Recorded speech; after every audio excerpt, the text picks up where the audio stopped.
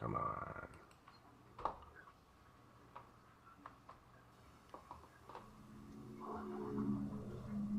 The views and opinions expressed on this show are not necessarily those of the network or anyone affiliated. There will be mature and possibly immature content. Viewer discretion is strongly advised. As a matter of fact, I probably wouldn't listen at all. It's very poorly produced. Take me to your leader.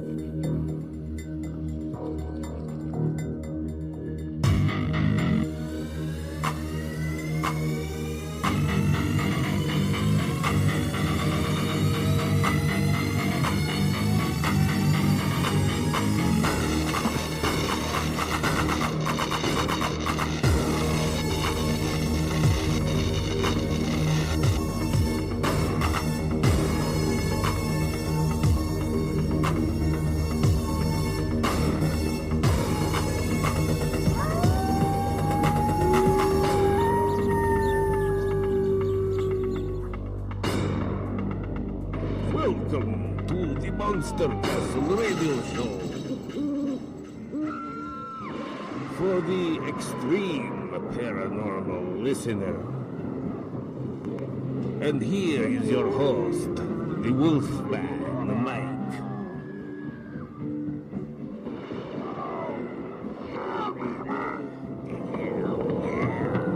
This is where the real freaks hang out, alright, yeah.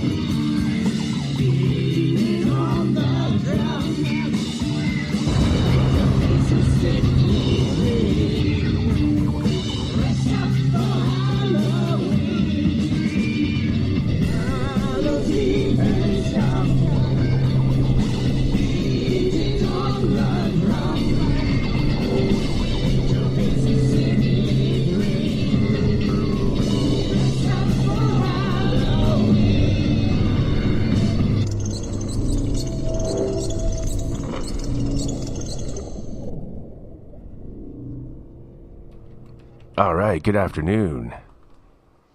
And we're here with Reverend John Polk today. We're going to talk some, I think maybe some meditation techniques.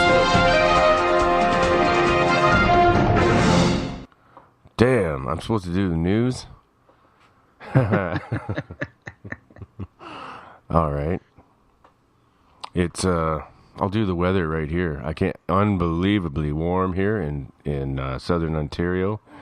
It's like the first real day of spring here. It's like 15 degrees, I think, outside. And that would be the equivalent of, I don't know, about 60 or something down there, I think. Let's see. I'll check this out.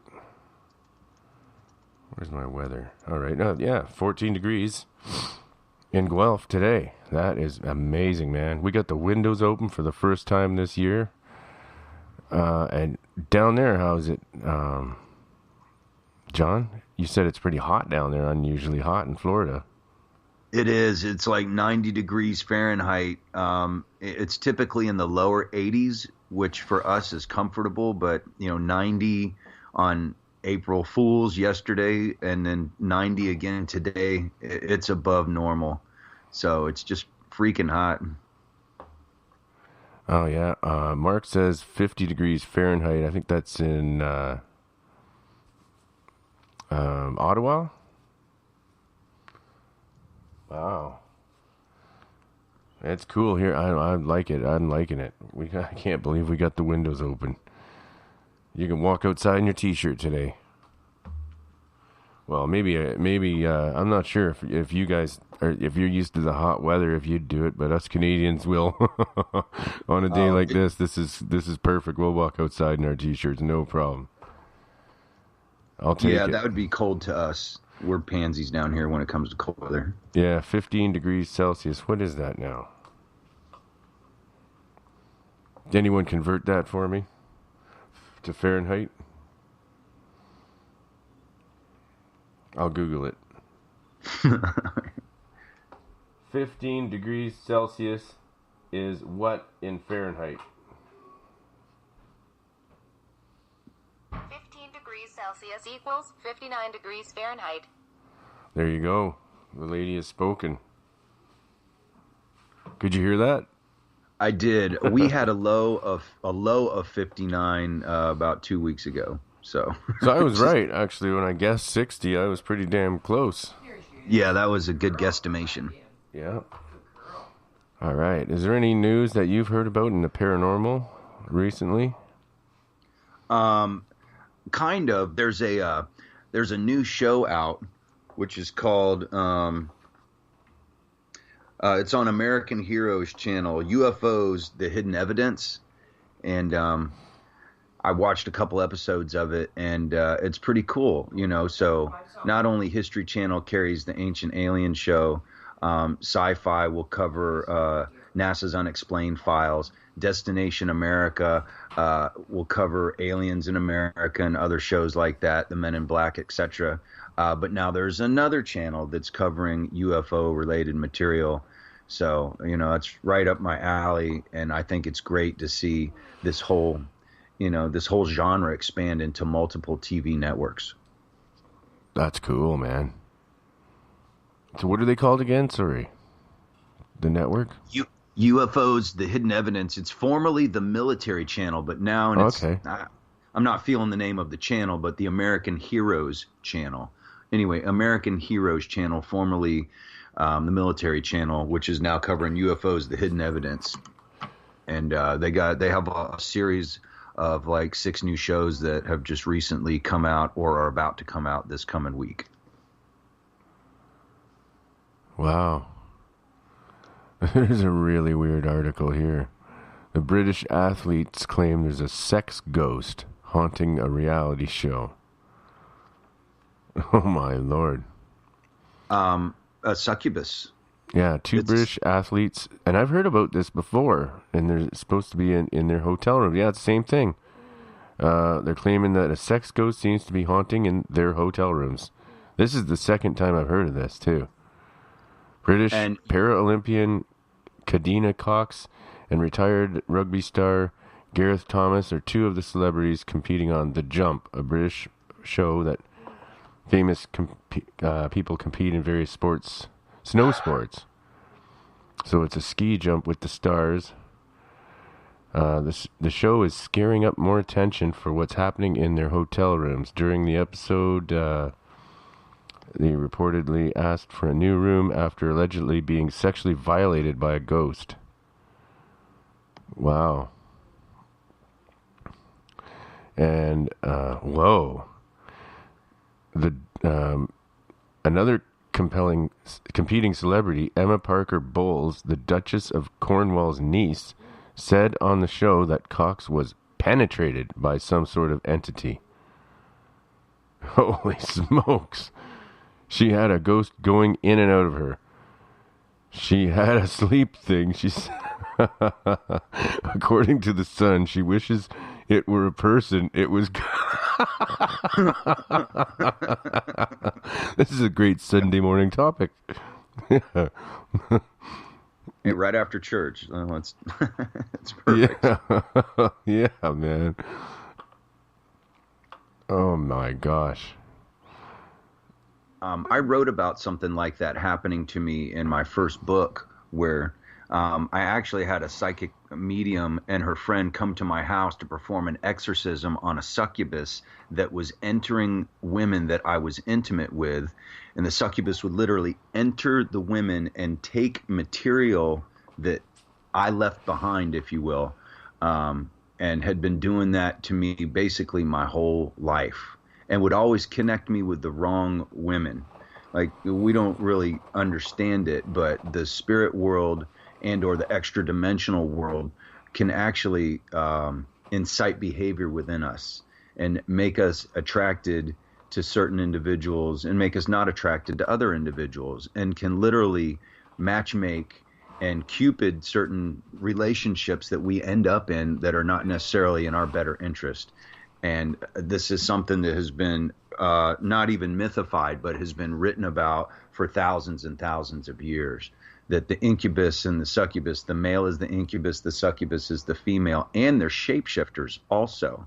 And they can come to you and manifest in a certain physical form, but often they can psychically abduct you and or enter the body of the significant other while you're copulating, mostly for purposes of extracting genetic material from you, and then can take that to another dimension and actually seed another planet or another world with your specimen, if you will. And that's a huge purpose behind the incubus and the succubus. Oh man, that's creepy. It is. And so when I had these psychic mediums come to my house, we did a seance, so that the lady who was actually the psychic on the ghost tour at the Titanic Museum here in Central Florida by Disney World, and her and her best friend come to my house. We do a seance, and I know you're connected to Spirit Wolf. Well, my guardian protector is called Wolf Spirit. So she comes in my house. We sit on the couch. She lays her dream catcher against my couch so that it would not fall down. We hold hands. She goes through guided meditation. Next thing you know, wham, the dream catcher falls on the floor. And she deliberately made it a point for us to see that there's no way that this dream catcher should fall off the couch the way it was propped up on the couch. So on the floor, and she opens her eyes. We all open our eyes. We look down my hallway. Our vision was pulled to my hallway. And she sees what I've seen all along, but I wasn't necessarily able to identify it. She sees White Wolf, my guardian protector, and his pack of pups, of wolf pups, come into my room, and it was the wolf pups that knocked the dream catcher staff onto the floor. And then she locates my succubus, who she named, or she didn't name, but the name of the succubus told her was Elizabeth, who I believe, I can't be positive, but I believe that I was in a full-on relationship with her in a past life, and that I was abusive to her. That I was not good to her at all, physically abusive to her, and that now she haunts me karmically in this lifetime, in this incarnation, kind of like as a punishment for what I did to her in a past life. And then anyway, so the psychic medium, she starts talking to her and tells her to go to the light, because when John dies, he's going to go to the light. He's going to cycle through the light, and he's going to come back, and you're not even going to be able to see him because you're an earthbounder trapped in limbo in a lower dimension, and you'll lose him forever. And this made Elizabeth irate, and she started to grow and expand, and it scared this lady so bad that she came out of the trance. And then her friend had to go to the bathroom, and when her friend came out of the bathroom, she falls on the floor in the middle of my living room, gasping for air. She can't breathe. The next thing I know, they're in the emergency room in the hospital. And I finally get a phone call from this lady, the psychic medium, and she says, your succubus almost killed my best friend. So right now I'm in intensive care unit, ICU in the hospital, trauma unit. And I see that your guardian protector, White Wolf or Wolf Spirit, literally pried the hands of the succubus off of my friend's throat, and that she was able to live. That actually happened. Whether there was a ghost or a succubus involved, the lady almost died in my living room floor. Can I prove that there was a ghost or a succubus involved? No. But the fact that these ladies never, ever, ever talked to me again after befriending me and coming over to my home, I definitely believe there was something to it. Sorry, I had a dog barking. I was muted for a second there. I've heard that story before from you, but I like the way you explain it this time better. And that can happen. These things are there. I believe that's real. I wish we had a skeptic on here to tell me otherwise, but there isn't one. Right. Yeah. So if you're skeptical about this story, I'd love you to phone in and ask anyone in the chat room. You're welcome to ask some questions. You can also call in 775-990-8447. I tend to believe the story. I've had similar encounters. What else do we got on that story? And what happened after that? Well, I mean, I was overly concerned, so I was trying to talk to these ladies. They talked to me a couple days after the whole incident, and then we were supposed to get back together and see if they could really finish this exorcism on me and my home. And they never called me again. Oh boy! The one lady changed her phone number, made it abundantly clear that she was. I think it was more out of fear than anything else. I don't think it was anything I did personally, or they wouldn't have come to my house in the first place. When you almost die because somebody has a demon connected to them, those are often people you don't want to hang out with. So. Yeah. Did she have marks on her neck? I forgot to ask you this last time or anything. I never saw either of the women again. I had maybe 2 phone conversations with them after the fact. The last thing that I heard is that, like I said, White Wolf pried Elizabeth's hands off her best friend's throat in the hospital while in an intensive care unit, and that she lived, and in a few days removed, she was released from the hospital. And the doctors, from what she said, couldn't identify the cause of her asphyxiation or near asphyxiation. So that was trippy in itself. Oh, so they didn't see anything. They couldn't find any cause, so there probably wasn't any marks. That's strange. That's what I wanted to hear. Well, imagine you're a ghost and you just start pushing on the trach, the windpipe. Yeah. You block off the air passage. It's something you can't necessarily see and not necessarily going to leave a mark. I mean, you have a spiritual hand. You can apply pressure on different parts of the body. Like often when people have headaches, it's a spirit, believe it or not. It's a spirit that's basically burrowing into your cranium and getting into your brain through the physical exterior of your skeleton, and it creates a headache. And I work with certain individuals I'm close to on that, like my girlfriend, actually. She suffers from migraines, and she doesn't get it, but it's a spiritual thing also. Yeah, there's physical ailments to it, but there's definitely a spiritual element to it. How would you get rid of something like that, John? I have my own techniques. I'm just wondering yours.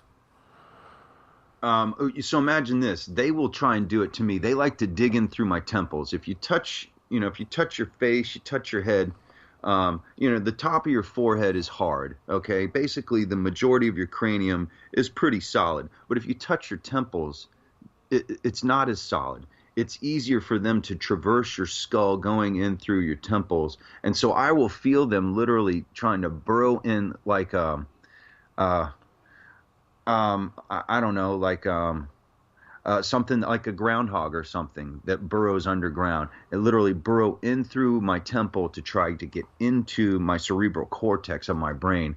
And I can literally almost grab them with my hand and physically pull them out, even though they're ethereal spiritual beings. There's certain protocols that I go through with angel therapy using the God light. There's other exercises that I do also. Saint Germain and the violet flame. The violet flame, the reason it's violet is because violet is the color of the spectrum that vibrates at the highest frequency. And you basically cast this violet flame onto any dark energy. And what it does, it transmutes it into something positive and of the light. So if I feel something trying to basically burrow into my body or into my body, mind, spirit, I will surround myself with the violet flame and go through my 5 senses. I can hear the fire crackling. I look down on my arms and in my body, and I can see the flames igniting on my epidermis. I can smell the smoke from the fire it creates. I can feel the tingling of the transmutation from the violet flame. And I do this enough, and pretty much nothing can bring me down. And is this a meditation sort of practice, or how do you get the violet flame working? How do you invoke it? Well, first it's Saint Germain. It's wielded by Saint Germain, one of the not necessarily an archangel, but a saint, if you will, on the hierarchy of angels. Asked to use the violet flame wielded by Saint Germain. And if you ask Saint Germain to use the violet flame, just so your intentions are just and good, you can always use it. And like I said, go through your senses, feel the flame, and it doesn't burn. It's more of a tingle. See the flame on your body. I mean, literally look down at your body and see a violet flame coming up off of your body. See the smoke rising up, smell the smoke. Try and hear the crackling of the fire also on your body. And then whatever this dark energy is, it's also, since it's trying to enter your body, it's enveloped within this envelope and cloak of this violet flame also. And if it stays within that circle, it's going to get transmuted. So it's either going to stay and gets transmuted into something of the light, or it's going to flee and just get away from you as quickly as possible. And I've encountered both experiences. Wow, I'm literally feeling my skin tingle as you're talking about that. I believe. Hey, Eric, are you here? Yeah, just waiting for John. Hey, John, how's it going? Hey, are you feeling the tingling? Are you feeling the tingling all over yourself? No, I was listening to this story about the succubus, and then I'll let John tell the story. But I was there, I think it was right after Christmas, at John's house. We broadcasted live that night. We had call-ins. That was a great night. That was a Wednesday night, Quantum Hologram Matrix. But anyway, when Tiffany was there visiting, and she had heard voices and mentioned it to John the following day. And I'll let John tell the story. But and then the other thing you mentioned, and during that, when you told me the story the first time, John, is that this succubus has been following you around. And I asked you that question. Is it from house to house? I mean, it's not something that you can necessarily escape. So I'll shut up and let you tell that story, because I thought that was pretty interesting. Well, a couple questions within the couple questions. So when you were here, I told you and Tiffany that my house is totally haunted and that we would more than likely encounter some kind of poltergeist. And we absolutely did. And God bless Tiffany's soul. She hasn't really figured out exactly how to completely and totally protect herself from lower energies. So she basically got attacked in my house, which I didn't expect to happen. But I didn't really know the girl. I didn't know what would happen. I just knew that we would see some kind of ghost. or something would happen. And it's also funny that she heard talking from my bedroom as if somebody was in my bedroom with me, and straight up asked me. And I'm like, no, I mean, you're at my house. I went to bed by myself. I wasn't in there talking in my sleep. If I talked in my sleep, my girlfriend would tell me, because I sleep in the same bed with her. She would mention it to me. So that was crazy in itself.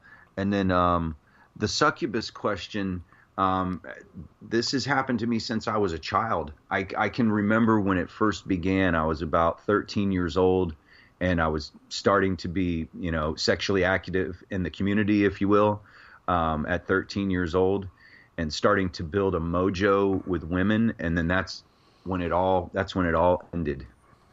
So like when I was in high school, I didn't have one girlfriend. I didn't have one girlfriend in high school. I lived in Daytona Beach during spring break, so I was very active with the spring break girls. But as far as a girlfriend, girls would get close to me, and then they would basically get attacked. And for whatever reason, they couldn't figure it out themselves. But girls would like me, and then all of a sudden, for whatever reason, they couldn't even identify the reason themselves. They were afraid to be around me. And that went on through high school. It didn't even really remedy itself until I was about 39 years old. So it's something I've had to deal with my whole life. And this is extra weird is that I went to a psychic one time, and she said, "You have a curse placed on you." And I'm like, "A curse?" I knew something was wrong. And she said, "This is what's happening to you." She said, You are able to be intimate with women a lot, but that's not really what you want. She said, "You want to fall in love." And I said, "You're right. That's exactly what I want." I'm in my mid to late 30s now. The dating game has always been fun, but the dating game didn't play into me so much as it played into the succubus entering these women and, living vicariously through them, through our intimacy. And when it didn't serve Elizabeth anymore, then something always messed up real bad, like on Valentine's Day, and things like that would happen. And, these girls often would never even talk to me again. But yeah, there was a curse, and that's another story, but I'll talk about it later in the show if y'all want to. Yeah, that's cool. Or now, whatever. Okay, well, so then I'm like, if I have a curse, so get this, I go to a psychic because I know something is wrong. I didn't know what it was. I just knew something energetically was wrong with me. So I go to the psychic, and I go to my closet, and it's cold here in Florida. If it's in the 60s, that's cold to us. So I get a jacket, and I pull out my Universal Studios jacket, which has a big hole in the armpit. And so I didn't like wearing it because it had a big hole in the armpit. But something told me, just wear it anyway. So I go to this psychic's house, and it turned out she was a psychic medium at Universal Studios. So we immediately hit it off, and I told her I hadn't worn the jacket in a couple years.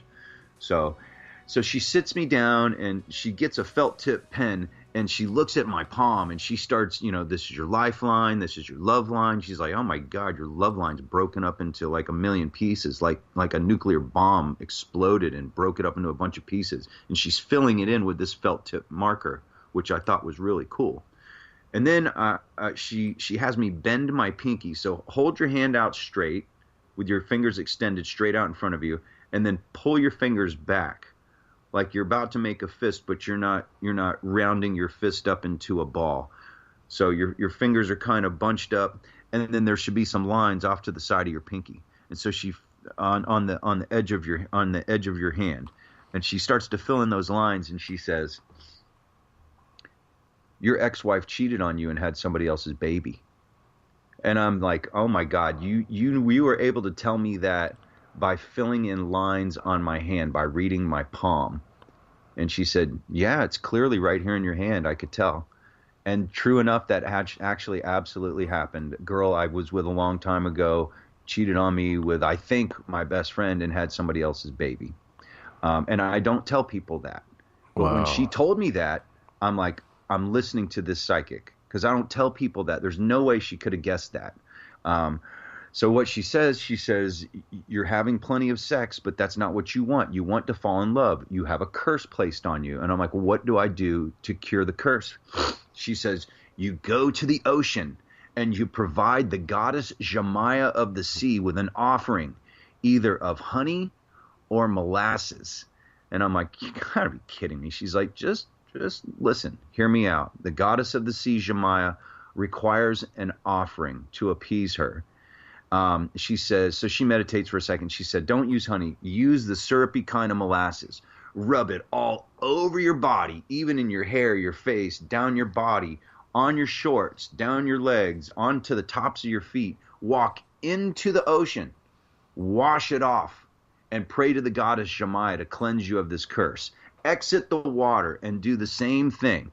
On the third time, have an extra pair of shorts with you, a brand new pair of shorts that you've never worn before.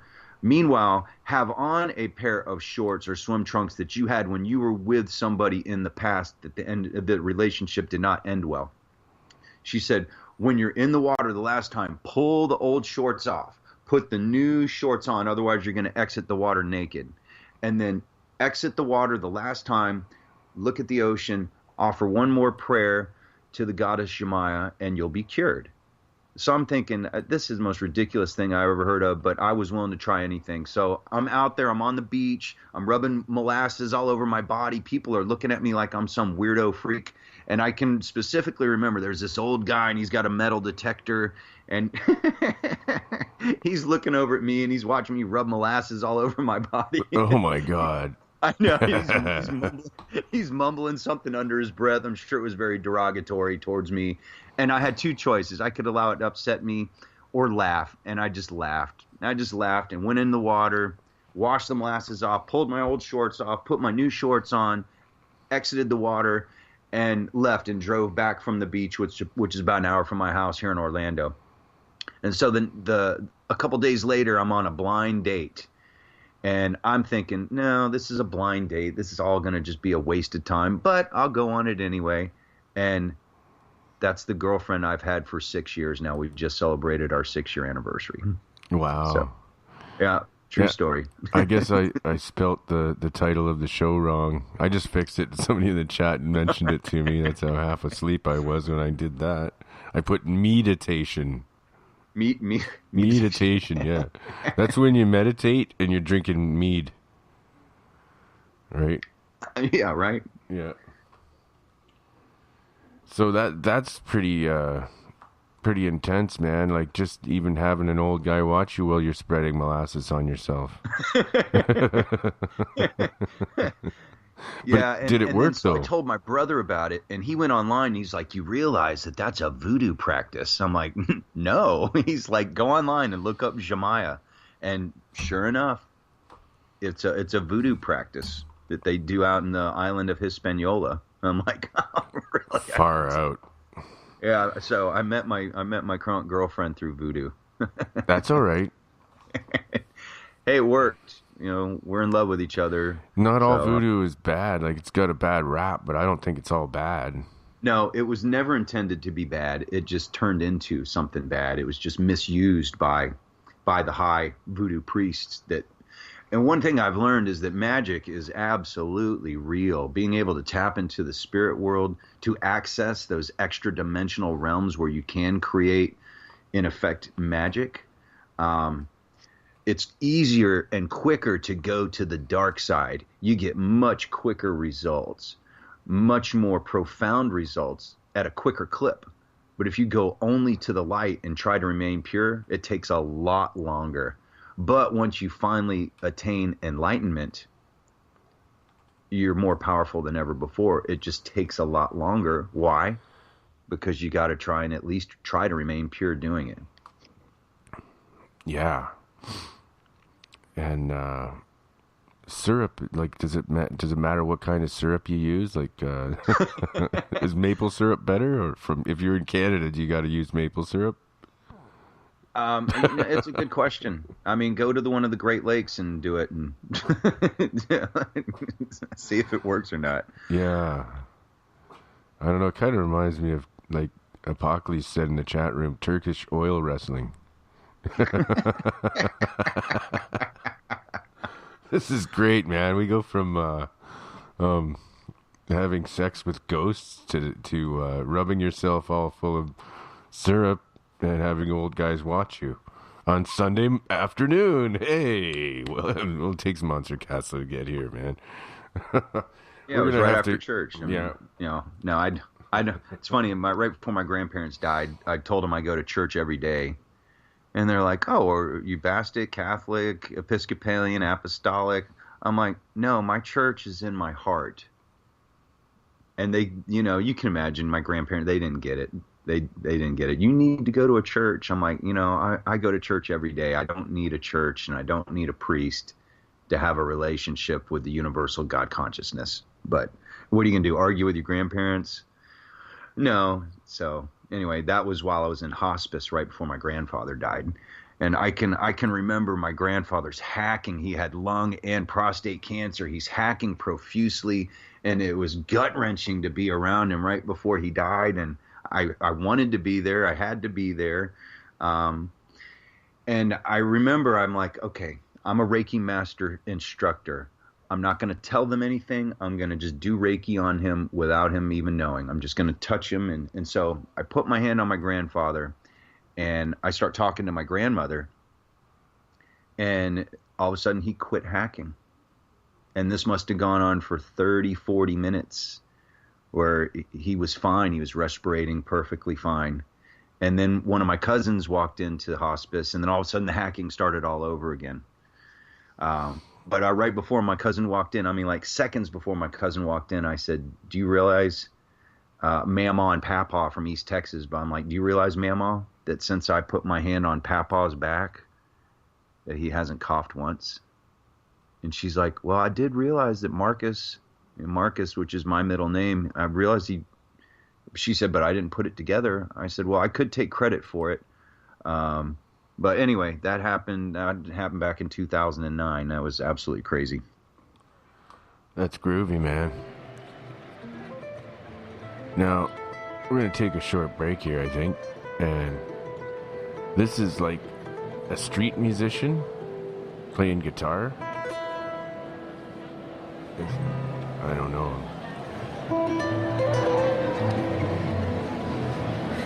I don't know if it's very good sound noise. A lot of background noise. It's amazing, though.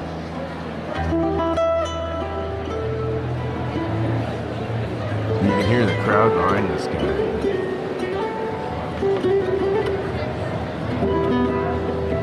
Yeah, it's not coming off very good. I don't like it. Well, I like it. It's just when I'm listening to it, it just the crowd noise is just wow.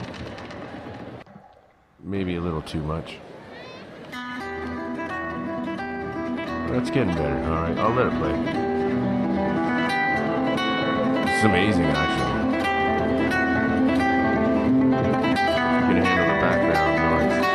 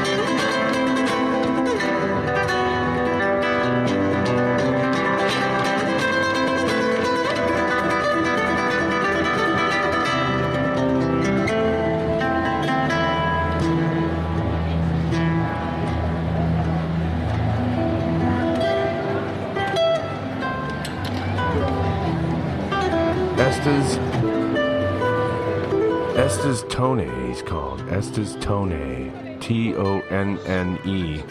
And that was the song of the Golden Dragon. That was groovy, man. All right. I can dig it. Are you still there, John? I am, man. Yeah, I was feeling it too. Yeah, that was great, man. That was like a meditation kind of song. Yeah, that's what I wanted. But that was he's a street musician. I'm not sure where from. I was trying to figure it out, but it doesn't tell me. I would say probably something like Spain or Portugal. Oh. Landshut. Wherever that is. Landshut. Landshut. Where is that? I've never heard of it. That must be the city. Oh well. Doesn't matter, it's good. And it was free. I can afford that. Yeah. I don't even have to we can play whatever we want on the network. But we pay my network producer has got to pay for that. But that one there, that's free. And the show, all the music I played on my show last night was all given to me by fans. Cool. And it was great. Yeah, that was awesome. So, what kind of meditation do you practice? I practice multiple modalities. It depends on what kind of desired results I'm trying to achieve. So it's really an open-ended question, but I do a lot of affirmations, surround myself with light, surround myself with benevolent ascended masters that love me, heal me, protect me, and guide me. If you use the term ascended masters, you have to be specific, because just like the Sith Lord in Star Wars, he's an ascended master, but he's an ascended master from the dark side. So I surround myself with benevolent ascended masters that guide me, heal me, love me, protect me at all times. I envision a circle of white light that comes through my crown chakra, goes through all of my chakras, and creates a spin effect. And as it creates this spin effect, the stagnant lower energy that can get stuck, and chakra means wheel, so that's why you want it to spin. Get your chakras spinning. As they spin, all the crap basically can spin out of your chakras and be released out into the cosmos. Have it go all the way through down to my root chakra, but actually your root chakra is not the end of your chakras. You have chakras in the bottom of your feet. So have it go down through the bottom of your feet, down to the core of Gaia, and actually take a part of the earth spirit from the center of the earth, and then have that energy come back up through your body, spinning your chakras out the top of your crown chakra, going up into the cosmos so that it can connect with the star beings above us. That's a regiment and protocol that I go through also. I mentioned Saint Germain and the Violet Flame. Also, breathing regiments while you do everything. Breathe in God. Exhale everything less. I don't like to use the word bad. I don't like to use the word dark or evil, because it gives it energy. So I breathe in the universal God consciousness, and I exhale all the lower or less energy. These are things that I do constantly all day long, off and on all day long, especially when I'm just sitting around not really doing anything. I like to watch sports. I like to watch Ancient Aliens. I like to watch stuff on TV, but I'm really not watching it about half the time. Half the time, I'm kind of just astrally traveling and going through these meditation protocols. So I could go on and on and on, but those are the ones that I use the most. That's amazing. Oh boy, my dog freaking right out here. I don't know why.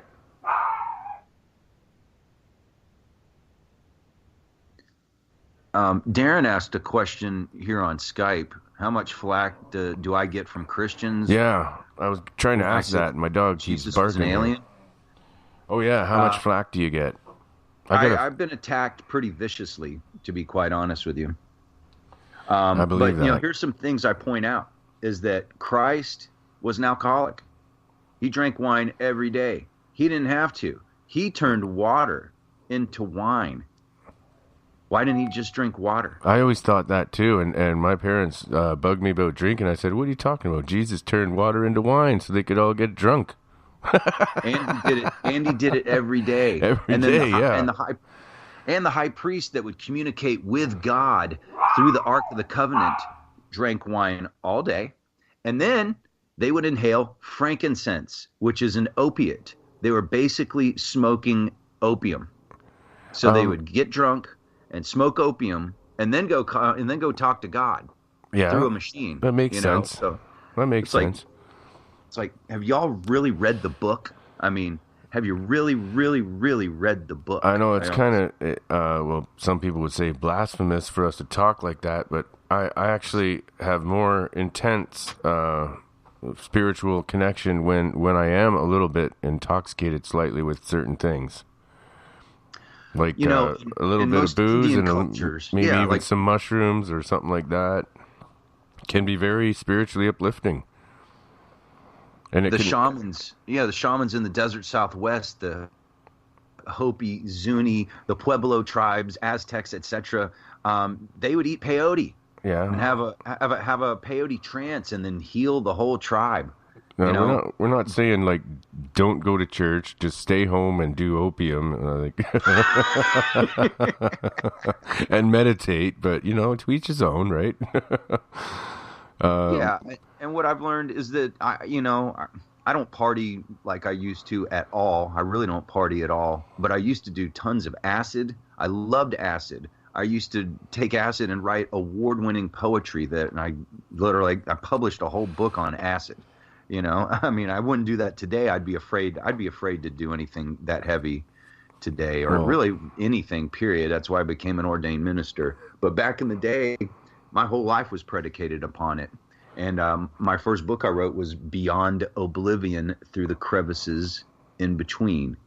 Where do you get a title like that? Well, that was in during one of my trips.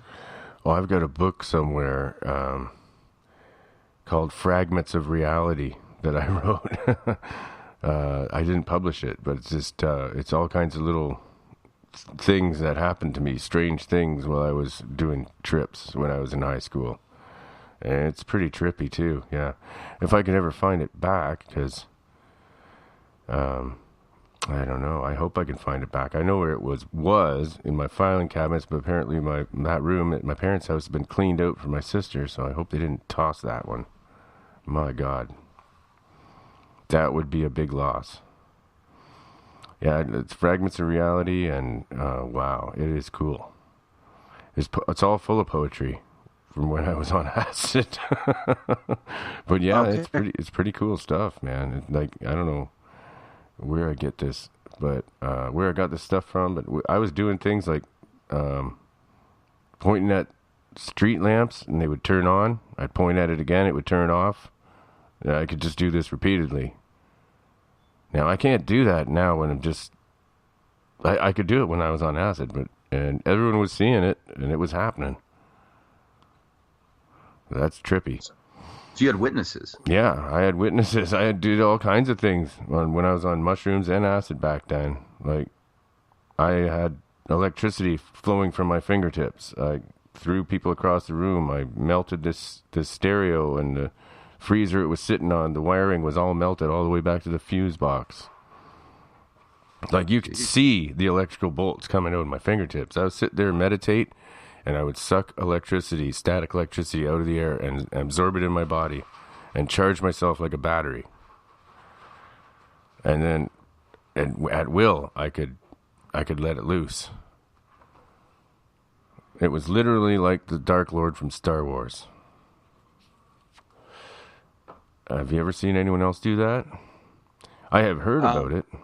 You know what? There's a guy in India that can do it. There's also somebody in China that can do it. You know what's interesting is that scientists back in like the 60s were able to determine that thought actually can be measured as an electrical wave. Also, it has weight. They've measured thought as actually weight. It has substance and weight. It has mass. Yeah. It has mass. And yeah, that's you bizarre. would think that you would think it's a non-physical wave, but no, that you're absolutely right. They did some experiments on water where they filled these and then needed to be glass or porcelain, something made of the earth, not necessarily porcelain, but clay or something made of the earth, glass, something like that, where they had this glass vessel and they put love. They wrote love on this piece of paper and taped it on to this one glass vessel. On the other glass vessel, they wrote evil and death. So then they let it sit for X amount of hours, and then they took samples of each of the waters from these respective vessels, and they flash froze them. And then they analyzed the ice crystals. And the water that had love on it, okay, looked like a beautiful snowflake. And then the water that had evil and death on it looked like it was a cancerous tumor. So it's amazing how much thought affects the physical world in the 3D Earth plane, and we don't even realize it. I've got so many questions here to catch up on from the chat room here. And here's one from Willie. Have you ever met up with Damien Echois, I think? It's Echois. He's a Reiki guy. No, I'd like to. Never. Have you heard of him? I have not. I haven't. I have not. So yeah, that's something you'll have to teach us, Willie. And okay, here's one. Have you ever worked with pendulums? From Joe. Yeah, dowsing, absolutely. So you use pendulums for dowsing. And other purposes.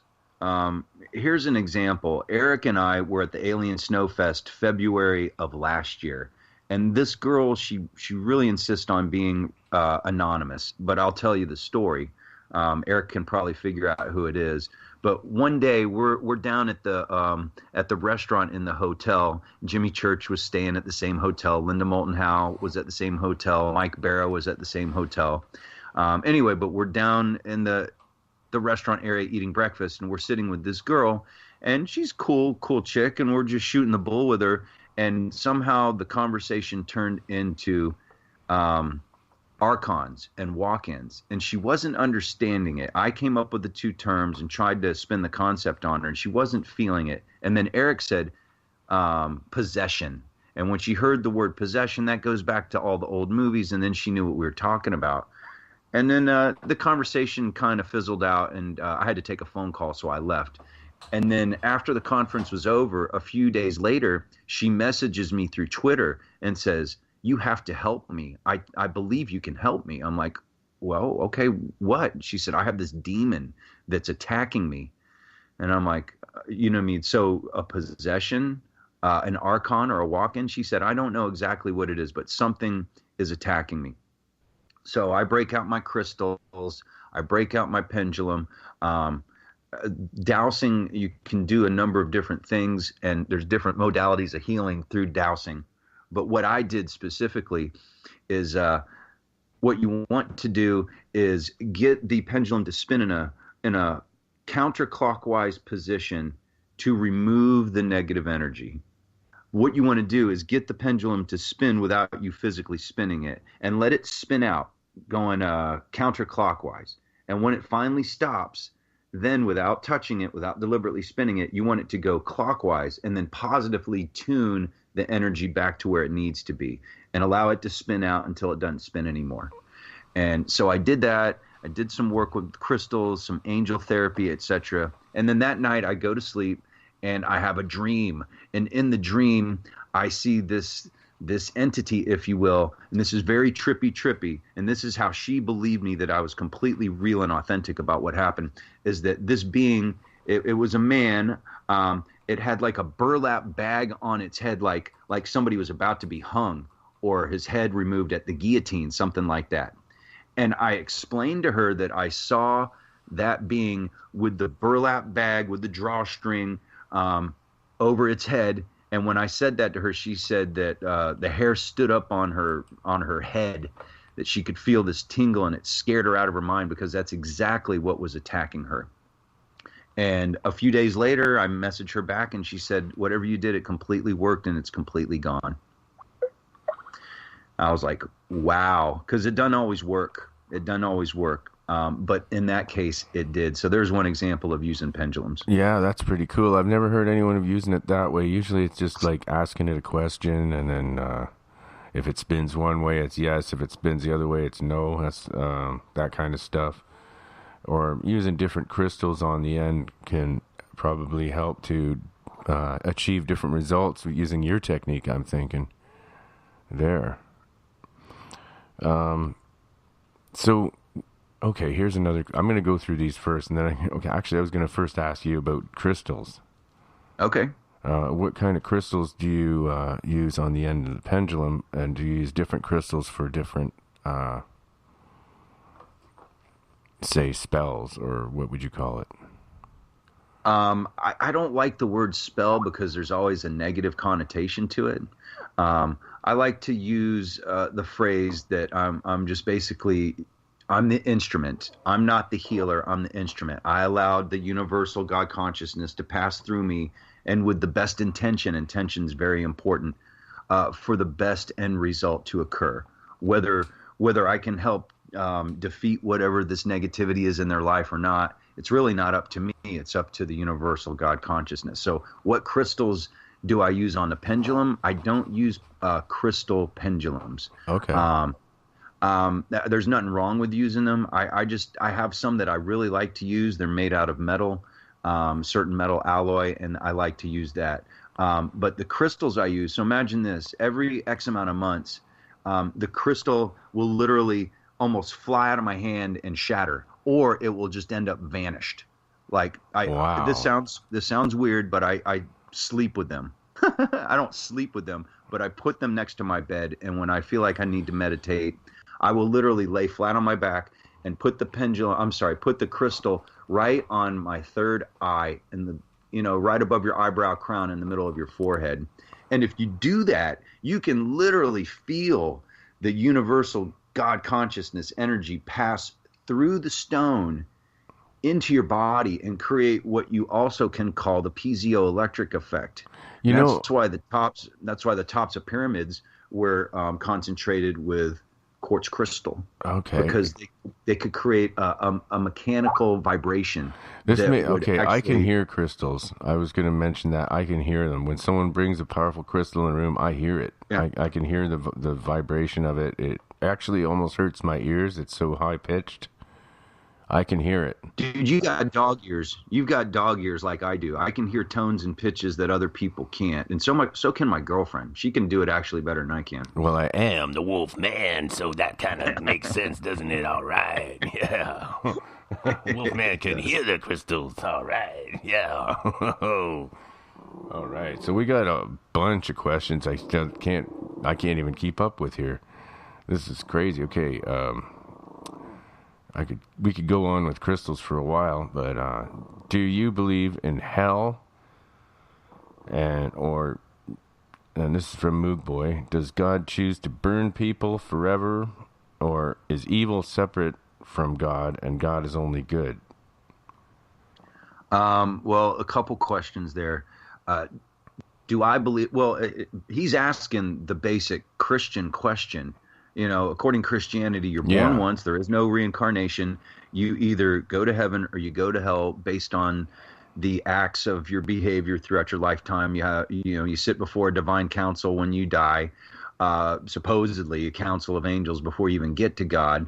And then they basically decide your judgment. Do you go to heaven and live in God's kingdom, or do you burn in hell for all eternity? And I believe in reincarnation. So I believe that you're going to go to heaven, you're going to go to hell. There is hell on earth, there is hell in the afterlife, but there is heaven on earth and there is heaven in the afterlife also. There's the cyclical cycle of the yin and yang that permeates the universe. There's got to be a balance.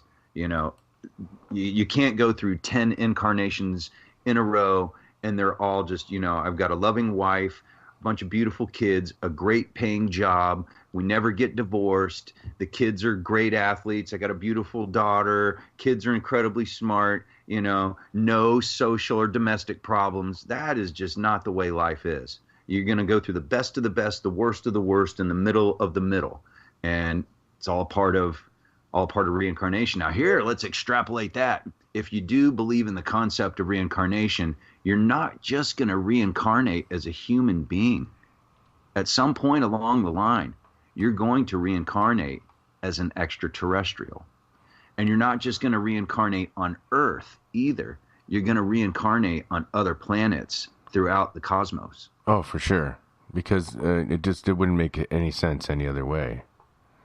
But Christianity tells you that you're only going to it used to be the old Christianity language before Constantine and the Council of Nicaea took the Book of Enoch and a bunch of the other Gospels out, that reincarnation was a part of Christianity, that karma was a part of Christianity. And they took that all out for really more for control, to scare you into Christianity. You do this, you do that, and if you don't, you burn in hell for all eternity. Yeah. I don't know. It's so hard to be accurate about these answers, but these are all brilliant questions. Yeah. But yeah, I'd have to agree with you on that. I think it's not just black and white. There's a gray area, definitely, in there. Yeah, even the black and white TVs back when some of us were kids or our parents were kids, it was black and white and gray. It wasn't just black and white. Yeah, there has to be gray areas in there, and most of us, I think, are in the gray area. I think. You can't. It's pretty hard to be just one or the other. So has John ever firewalked? No. Good question, Darren. But you know what's interesting is the San Bushmen in southern Africa. They tap into what you call Noom energy, and to me, Noom energy can also be construed as universal God consciousness. Or it could be construed as Reiki energy, which Reiki means universal spirit energy. Anyway, they go into this seance, they do their tribal dance, then they literally walk on fire and they eat fire, and it doesn't burn their mouths. It doesn't burn their hair when they stick their head in the fire. How is that even possible? It just shows that the power of the universe is greater than we will ever know, but nothing that we have ever been taught. Yeah, I've got a buddy that went to these, some of these things where a whole bunch of people gathered around, and it was all everybody's combined energy and beliefs, and they would just believe that it's not going to hurt the person, and that's how they apparently do it. It's the combined thoughts of the group were creating their own reality and rules of physics, basically, is the way it was explained to me. Yeah, which begs the question, are the rules of physics universal? Do they apply throughout the entire universe? Well, That's obviously not. I agree with you totally. I believe in another dimension that antimatter, or even what you could call dark matter, has the exact opposite rules than we have in the third dimension. Yeah, because how else would this be possible for these guys to do this stuff? Like, and they were doing things like putting their hand into solid objects, like a big rock, sticking their hand right in there and then pulling it out, you know? And I was I was told it was they were just it's almost like in Star Trek when the transporter, they would demolecularize, they would put their hand in between the molecules of the rock. Like the molecules of their hand would go in between and around the molecules of the rock, is the way it was explained to me. Yeah, teleportation. Also, Sounds crazy. you can phase an electromagnetic field and make objects disappear and reappear. There's universities all around our country and around the world that have been experimenting with this technology for many, many decades. And it's something that nobody really wants to talk about. And this is also technology that is used in space-time vehicles that we have either retro-engineered, if not straight up engineered through our Black Ops military. Yeah. And what about like white gold powder? The powder of white gold, like when you heat it up, apparently it disappears and goes also like it has no weight. It goes anti-gravity. You ever heard about that? Know anything about monatomic gold? I don't know enough to comment on it. What else do you know about it? I know that it has properties that basically defy physics when it's, I think, heated up to a certain amount of degrees. It'll lose its the weight just goes down to negative weight. It goes anti-gravity, and I believe this has been scientifically proven. And also it disappears and you can't see it anymore. And then as you bring the temperature back down, it reappears. Yeah. And this is that Anunnaki gold dust, or they talk about it in the Bible. They call it manna. It's what they ate, what Moses gave to the Israelites through the desert to feed them. They fed them that stuff. So somebody in the chat room is saying that white gold is actually a platinum coating over gold. No, this is a way of, this is different now. You're talking about just jewelry. This white gold, what I'm talking about is it's the powdered gold where it's, you change the molecular structure of gold so it's monatomic. And it turns into a white powder. Have to look more into that. I did a bunch of research on it before, but I was hoping that you would know more about it. But I would just have to make something up. But one thing I do know is that I have heard about that some, and that it's definitely steeped in alchemical or alchemy. Yeah.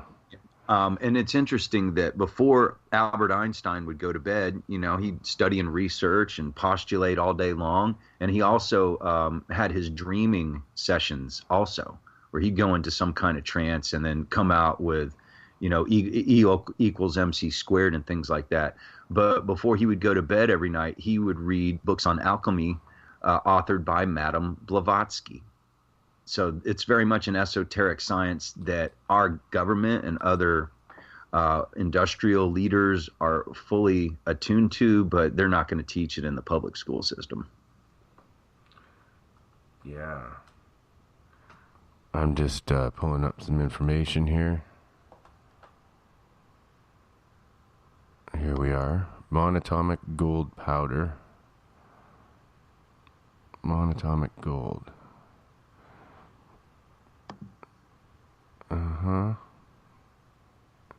Yeah, I was trying to find something about, no, it's just all advertisement. Now they're trying to sell this stuff. It's been known to mankind for thousands of years. Fruit of the tree of life, the starfire gold of the gods, philosopher's stone,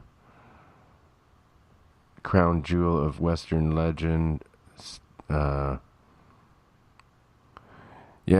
what I wanted to find was the studies on how it disappears. I'll have to do that another day. It just popped in my head. I'll do some more research. We'll come back with another show about that. Maybe I'll try to find somebody that knows about it. But yeah, it's very interesting. I know it's mentioned in the Bible, and it's mentioned in the Egyptian hieroglyphs. But yeah, I got an article here. Oh, also, I've got another question for you. Can you charge? Well, like I've pretty well answered this one myself. Do moonbeams charge crystals? I would say yes. I agree completely. Yeah. I mean, a lot of people I know do that, and I do find if I put my crystals in moonlight, especially inside of a pyramid, actually, they really charge up. And you can sharpen razor blades too, by the way.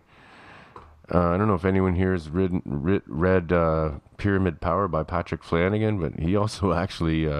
Yes, I have. Yeah, he actually has... that's an old book, yeah. That's what got me started into all this stuff. Really? Yeah. Well, pyramid actually translates into fire in the center. Yep. There was a researcher who was a good friend of John DeSalvo. They were both research partners. His name was Joe Parr, and he postulated that that the pyramids were actually used for teleportation. And he created a scale model, scaled down, of course, where he created this pyramid, and then he created an electromagnetic field around it, shot electricity into it, and spun it. And when he did that, it levitated. And it's similar to the concept of the pyramids, although they're stationary, fixed to the ground. But most of the pyramids, especially those on the Giza Plateau, they cut into the Nile so that water from the Nile would run underneath the pyramids and literally bounce onto the underside of the pyramid, creating a low pressure wave that would create, which would create a beam.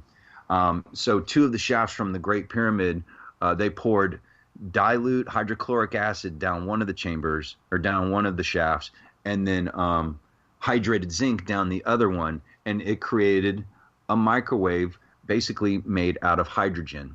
And these two shafts, one of the shafts was pointed to Sirius, and the other one was pointed to Orion. And Joe Parr postulated that these were used for teleportation. Yeah. Teleportation. Wow. So they would go to other planet star systems? Is that what you're saying? So this is according to Joe Parr, and actually Christopher Dunn authored a book on it also. It's very interesting. It's speculative, but the word sarcophagus, some of these pyramids, not necessarily the Great Pyramid, but some of these pyramids had sarcophagus or sarcophagi inside of them, but none of them they ever found evidence of bone or any kind of evidence of a body being buried in the sarcophagus. So you do a little research. What does the term sarcophagus means? It means flesh eater. It means flesh eater. So what does that imply? It implies that a body would be placed inside, and it's not a coffin, it's a teleportation chamber. And then acting upon the powers of the crystals at the top of the apex of the pyramid and other pyramid powers that I can't exactly explain scientifically accurately, that they'd be teleported from the Giza Plateau to potentially Sirius and Orion. Wow. We need some skeptic views here before Stabby McHugs has his head explode. What's interesting, I'm looking at your iconography on your Monster Castle Paranormal on your Skype, and you have a pyramid with the Eye of Ra on it. And the Eye of Ra is pretty much identical to our hypothalamus. Yeah. Which is interesting also. Yeah, isn't that your pineal gland? No, it's something different. The pineal gland is part of the endocrine system, and it actually regulates melatonin cycles, sleep-wake cycles. It's a light-sensitive organ. Basically, if you draw a line between your two eyebrows and go up maybe about a half inch, that's where your pineal gland is located, but really right in the center of your brain. So if you feel for the very top of the apex of your head, and then that point in the middle of your forehead, a little lower than the middle of your forehead. And if you triangulate that, that's pretty much where your pineal gland is. It's about the size of a grain of rice, and it's shaped like a pine cone. But based on my research, it's actually a stargate that is built in, but because of fluoride in the water, cultural programming, crap in our foods, etc., it's been calcified and deactivated. But there's ways to reactivate your pineal gland. Yeah, the hypothalamus. Now, I've seen it before where they show a human brain and then they take the eye of Ra and it lines right up with something. And so I thought it was the pineal gland. I guess I was wrong what I remember from that. No, but they work in conjunction with one another. The prefrontal cortex of your brain, the hypothalamus, and the pineal gland all work in conjunction with one another. But if your pineal gland is totally calcified, it can be rendered almost useless. You know, like some of the most brilliant scientists, they don't even know how to use their pineal gland. Some of the most spiritual people that you will ever know use it all the time. And they may not even necessarily know that they're using it, but they do. Darren says your pituitary gland is in the center of your noggin too, and he had his removed. What the hell? Wow. Why? Why? I'd be curious. I hope he's joking. Maybe that's a personal question, but yeah, a pineal gland and the pituitary gland are two different things, though, right? yeah, I mean, your pituitary gland actually secretes hormones. So I don't know. I don't know if somebody can. I guess I mean, he seems like a functional human being. I just couldn't imagine not having a pituitary gland. Although it's something that I don't really think about a whole lot unless we talk about these subjects. Yeah. Interesting. I'm starting to a whole bunch of things I want to research into more now. It was a tumor that Darren had removed. So maybe they had to do it. Okay. In the info, okay.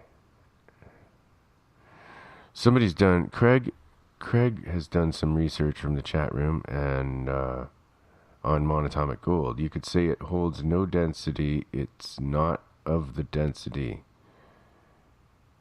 yet still a complete molecule. It would ignore time or interactions in this reality. Yeah, this is the kind of stuff I heard. Interesting. Wow. Okay, what are we doing next here? We should go back to the meditation, I think. That's what we were supposed to be talking about. We're going way crazy here. I think Stabby McHugs from the chat room's head is going to explode soon.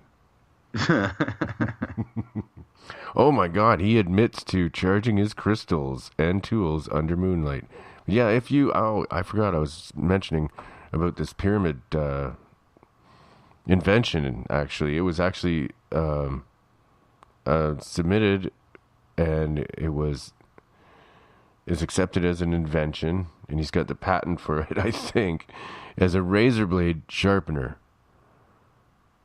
And you could, if you built this pyramid, it could just be made out of wire or sticks, just so the frame is there, and there's a shelf at the level of the king's chamber, and you put your razor blades in there and put it in the moonlight. It sharpens the razor blades. Proven.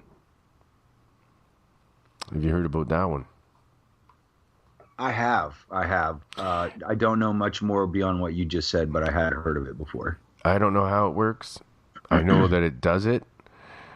I've tried it, and it'll sharpen your knives or anything like that too, and scissors or whatever. It also will keep fruit and vegetables good almost for, like, I would say, well, a lot longer than they would normally. If you put some in the same room in a basket, and then you put your fruit in another basket with a pyramid around it, they last somehow a lot longer. It also will make perfect yogurt. Yeah, that's crazy stuff.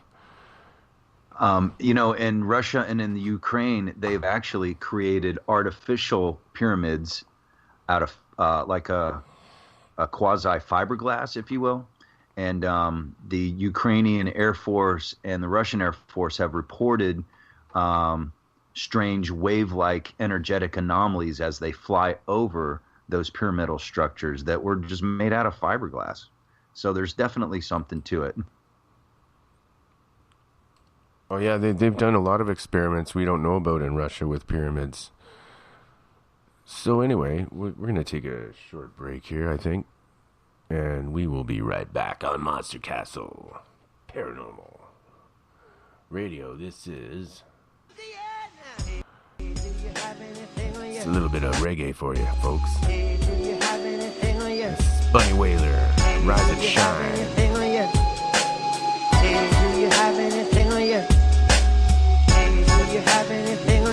Let's do it up. Okay, let's rise. We're gonna rise and shine.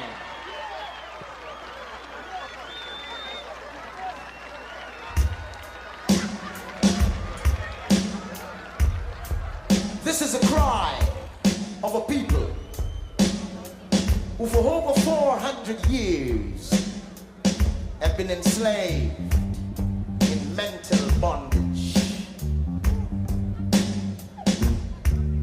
A people who with their blood, their sweat, their tears, and their hands, they built the great cities of Babylon. Only to be paid with the wages of the whip, the sword, and the gun.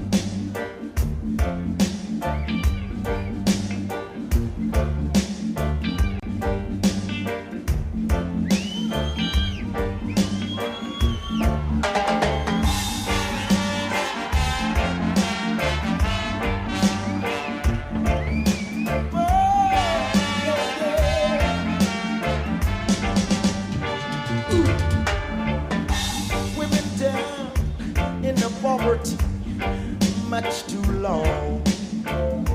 We've been down in the slavery, oh so long.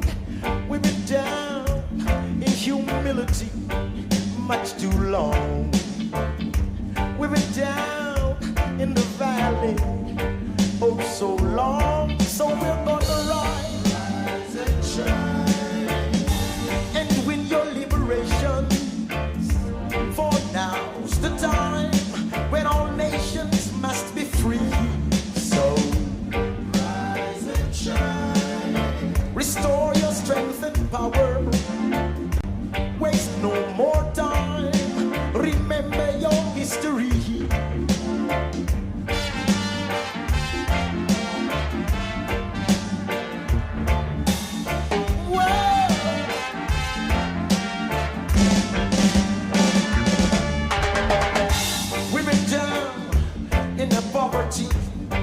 Much too long.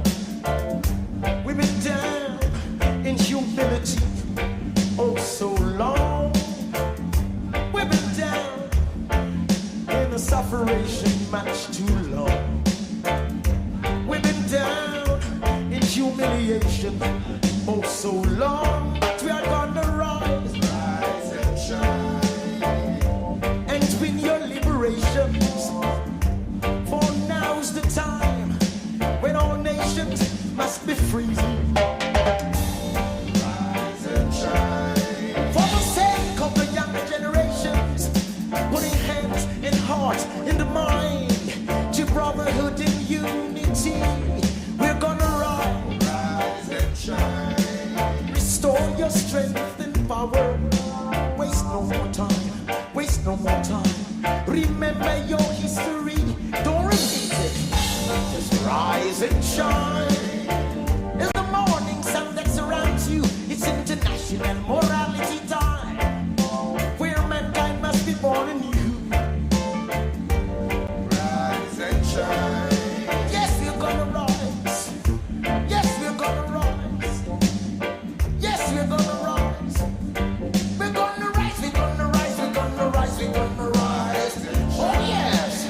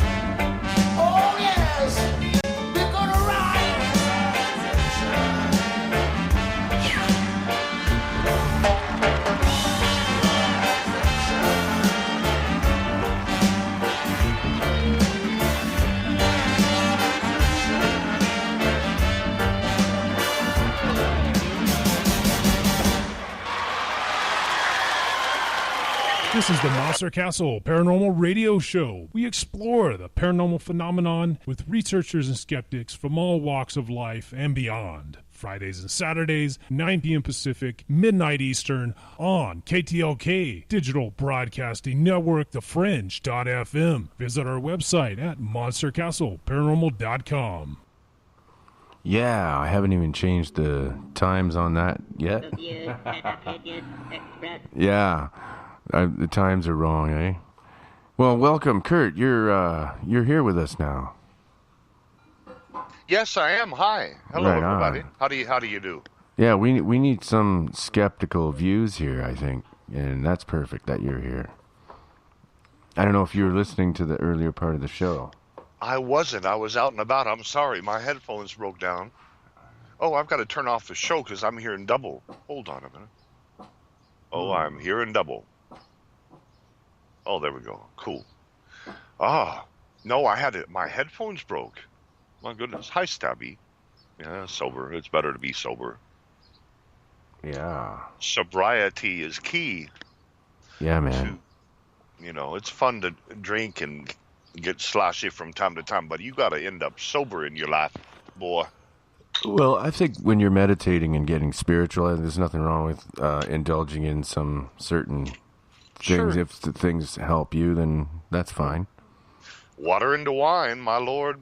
His first miracle at 12 years old, wasn't it? They all ran out of wine, and he was a little boy, and he touched that water and said, boom. And then they said, why did you save the best wine for last? This is the best. So if my Lord can make wine just by touching it, there's something to it there. You know what I mean? Actually, we were talking about that earlier. Reverend John was saying that Jesus drank every day. He made water into wine every day. Well, Noah,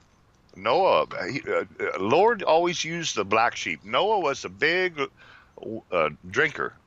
I would be too. Well, they mocked him all. They lived to 800 and 900 years old back then. No pollution and all that. And he built this ark out in the middle of the forest on a hill, and everybody mocked him and his family all his life. Of course he'd drink, but who lived and who died in the end, huh? You know what I mean? Yeah, it does mention that he drank quite a bit. Oh, yeah, he was. I would have too, But why am I building this ark, God, out in the middle of the forest on a hill? Just do what I say, boy. Okay. I'd swig, boy.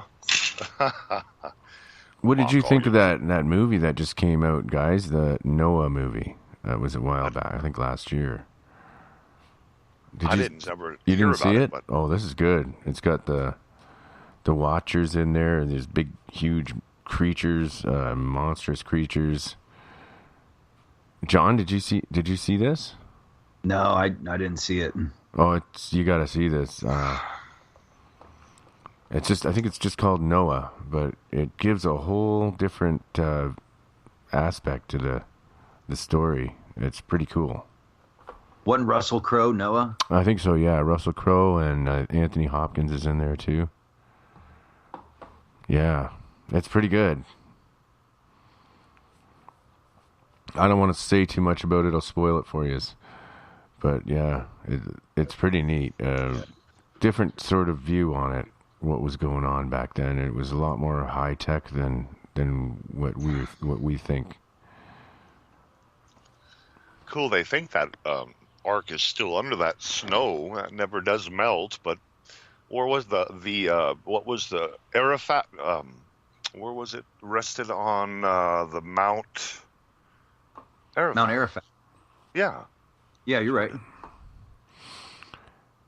Yeah. Find it. I don't know if you ever talked to Athena Zub, John. You know Athena, the goddess of love, the Greek goddess of love. No, she's been a guest on my show. Athena, the Theologians of Orion. Oh, I know who you're talking about. Yeah, I've never had an actual conversation with her outside of the internet. Yeah, her mother communicates with the Orions, and they told her that the ark was it sunk. And I think she said up near Alaska, Bering Strait or something like that. I'd have to go back on my show and listen back to it. There's actual stories going back to, I believe, the Zohar, that there's multiple arcs also. That's what she said. There was multiple arcs. They told her there was multiple arcs back then, not just one. Mm-hmm. Right. But the one that Noah was in actually sank. That's what they told her. Who told her that? The Orions. She communicates with entities. Oh, well, they're the devil. There's a third fallen angel. Huh? We don't know that. We don't know where she's getting this information. Well, my belief. Yeah. Whatever. Multiple arcs. There's nothing written about multiple arcs. If you're having incense and a crystal ball and doing black magic and trying to communicate with somebody, they say there are multiple arcs and the real arc sunk and da da da da. Nah. I think they're a third fallen angel thrown out of heaven, and they're all out wandering around to kill, steal, and destroy, and to untruth everything that's true. And that sounds about part of it right there. Multiple arcs. In the Hebrew Bible, they speak of multiple arcs. Do they? Not in the King James. Oh. Yeah. I would love to hear that passage of that. Yeah, well, we could probably find it somewhere. And there's also the story of Gilgamesh, which is pretty much identical to the story of Noah, and that's from Sumerian text. And wasn't it told over and over in other stories as well, in other cultures? Yeah, Zarathustra of the Zoroastrian, he was basically Noah to the Zoroastrians out of Persia, or what is now currently known as Iran. But yeah, same. And get this. There are over 2,000 flood myths around the planet, okay? And close to half of them have a Noah figure. And the cross-pollination of these stories from like South America to Australia to Europe, Asia, and even North America with the ancient Indians that used to live here. There's got to be something. There's definitely something to the flood. Was there more than one actual Noah figure? It's debatable. But that's why we have these shows. Yeah. Row your boat gently down the stream. Merrily, life is but a dream. No wonder we all sing that. Row you. I had a new one. Row your. How did it go? Row your lifeboat gently down the Atlantic. Merrily, life is but the Titanic. Cricket. Yeah. Okay. I wanted to move our conversation on to extraterrestrials, so that was my way of sort of segueing into that. When you were young, John, what was your first extraterrestrial experience? I was abducted. I know I was abducted multiple times before I was 14, but I just can't really piece it together to tell you a story. But the one I can recall most, when I was 15 years old, we moved to $1 million condominium on the ocean in Daytona Beach, and parents were rich, and this condo was like something you would see in a movie or on Lifestyles of the Rich and Famous. It was absolutely incredible. It was 3 stories high. It was the penthouse suite. It was shaped like a diamond, and the top of the tip of the diamond faced the Atlantic, and the diagonal on either side of the apex going down, you could look to the south and see South Daytona Beach. You could look to the north and see Daytona and Ormond Beach, and it was the perfect backdrop for being abducted. So one night I'm laying in bed, and it was not uncommon when there was a full moon to see the full moon reflecting off of the cascading tides of the rolling waves crashing gently on the shore. And this one night, I look out and I think I just see a reflection of the moon. And upon second and third take, I realized that, wait, the moon is moving, and that can be often misinterpreted as the waves rolling. It makes the moon look like it's moving. But this was no moon. It was definitely way too curiously low in the night sky to be the moon. And then it was probably, I don't know, a few thousand feet away from my actual condominium. And so I'm looking at it, and then the next thing I know, I kind of black out, and then I wake up, and then I see 3 grays on my balcony, and typical gray, 3.5, 4 foot tall. There was 3 of them. The one in the middle was a little taller than the other 2, but they basically all look pretty much identical. And so I can see them, and I see them looking at me, and I'm looking at them simultaneously. And then I see the one in the middle kind of put his head up towards the glass like he's looking at a tiger in a zoo, something like that. And then the next thing I know, all 3 of them are inside of my bedroom, and they walk up to my bed, and I make eye contact with all 3 of them, but more specifically, the taller one wasn't that much taller, but the taller one in the middle.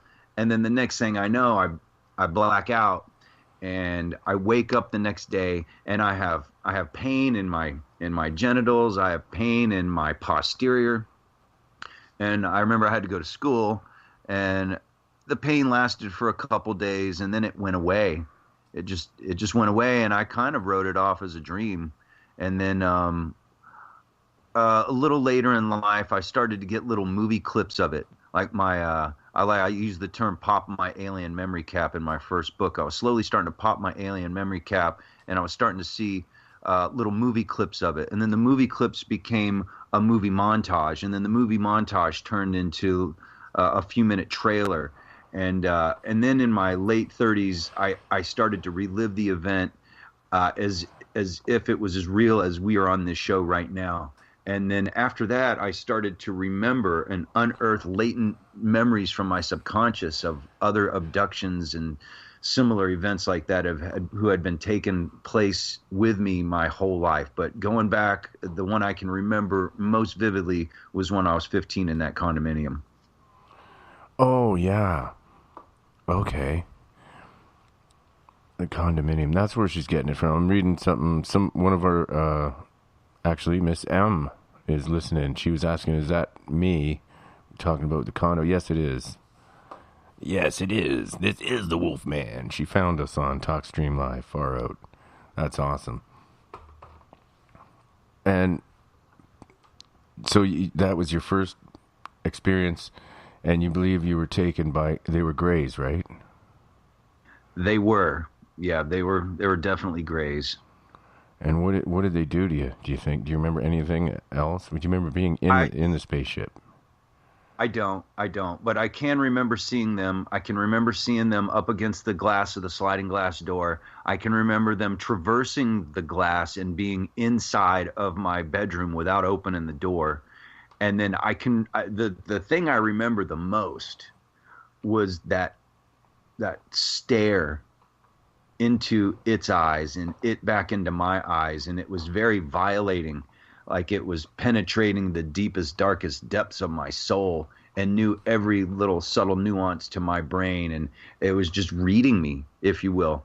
And the next thing I knew, I was gone. And I attribute the pain in my genitals and to my backside as them doing experimentation on me, perhaps even taking specimen from me for breeding purposes, etc.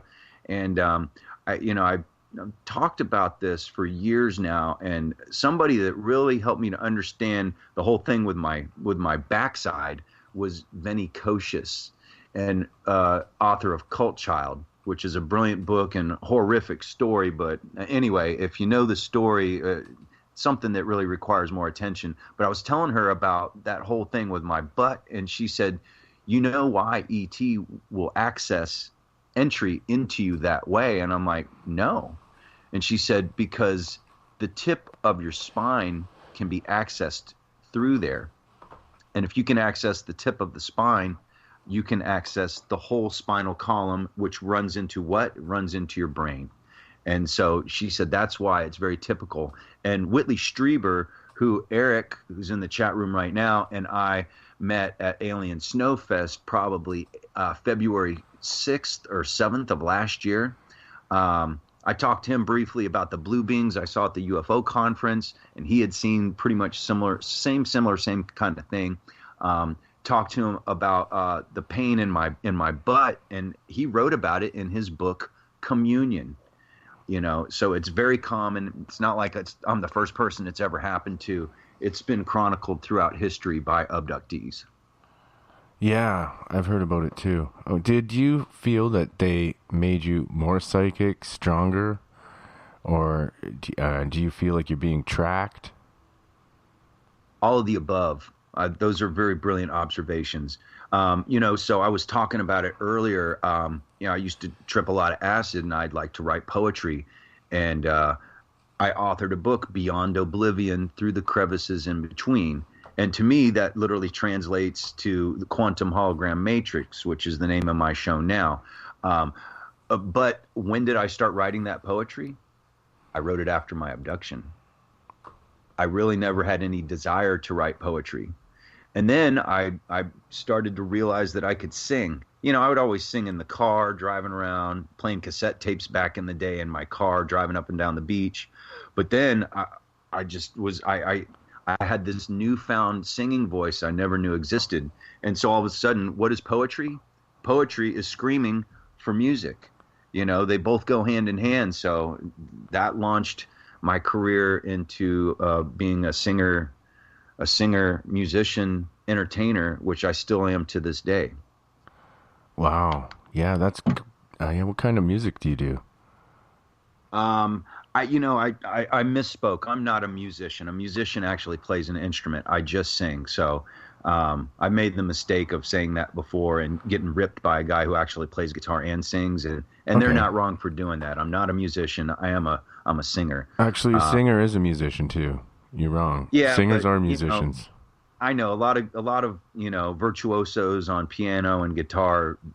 They don't consider me a musician, and I'm fine with that. I don't play an instrument, although the voice is definitely an instrument. If you can, it is. It's the first instrument ever used by mankind. Correct. Yeah, and those aliens, Greys, did they seem sentient or did they seem like robots to you? That's a great question, and Venny Kocius also, she explained to me, her father worked at Area 51. He was a pilot for Area 51. And he told her long time ago, she's about my age. I'm 47.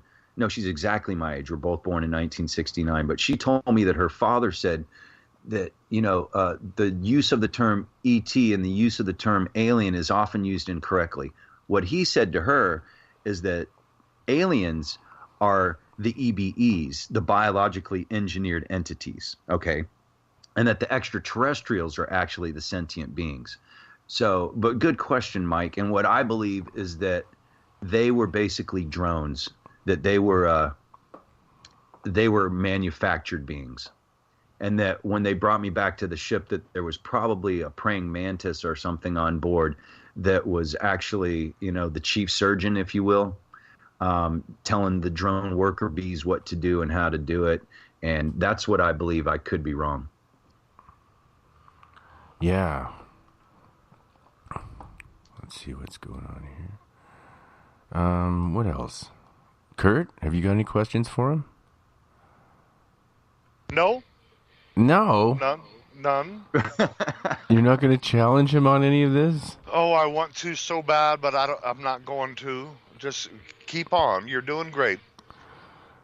Okay. Believe it or not, Kurt, it doesn't offend me if people don't believe me. No, it really doesn't. No, and if people want me to explain I've had the same experience. I'm not going to. No, you go on. I'm going to mute. Keep on. So they were like drones, maybe, these Greys? Let's say manufactured beings. Yeah. Manufactured beings that have a fleshy exo existence about them. They have like an organic skin kind of texture. I've touched them before. I've had them touch me before. When I'm around experiencers for any prolonged period of time, I often get abducted right after that. Not always, but often. So when I go to UFO conferences, it's like, look out, something's going to happen, and it should be predictable. So the first UFO conference I ever went to was back in 2014. It was called Experiencers Speak 3. And at this particular conference, I met Ray Hernandez of Dr. Edgar Mitchell's FREE, the Foundation for Research into Extraterrestrial Encounters.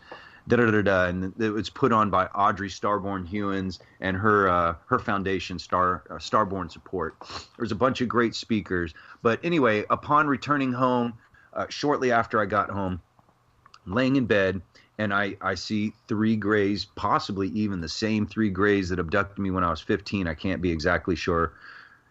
In my bedroom, my bed is kind of a taller bed, so it's closer to 4 foot tall.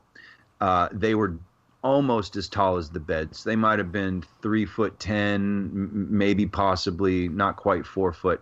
They come up to my bed. Next thing I know, I black out. Then the next thing I know, I'm on a ship. And this is the first time I can actually remember being on a spaceship. And I always had it in my mind.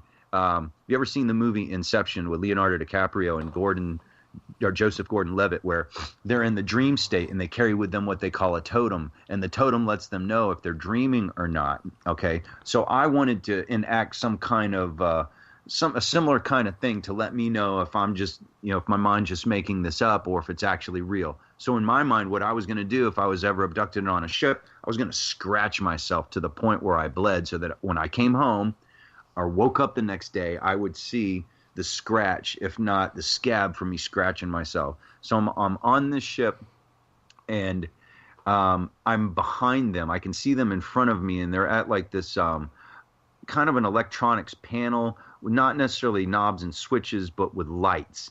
And I'm starting to think this in my mind. I'm going to scratch myself so that when I wake up, there's going to be, a scab on my arm, or at least some kind of physical evidence that I at least scratched myself. Whether I did it in my sleep or not, it's debatable.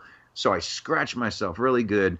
And then the one in the middle, there was three of them. The one in the middle turned around and looked in my eyes and put his hand. He had no opposable thumb, 4 very long, spindly fingers. They're much longer than a human hand and finger, and wrapped it around the scratch I had on my arm and lifted his hand, and the scratch was completely gone. Next thing I knew, I woke up in my bed and there was blood all over my pillow. Wow, so it worked. Holy Well, the blood, I believe, came from my nose. They healed the scratch on my arm. When he put his hand on my arm, he healed my arm. What do you think? What do you think they're doing here? Why are they here? Why would they? And do you have any intuition on where they're from? They're from all over the cosmos, but they're not just from this universe. There's what you call, I don't even like the term multiverse. I like the term omniverse, which means all dimensions, all universes. Multiverse means there's more than one. Omniverse means all of them collectively. So I believe that they travel, from the Milky Way, from Andromeda, our neighboring galaxy, which has twice as many stars. It's twice as big, it's twice as old.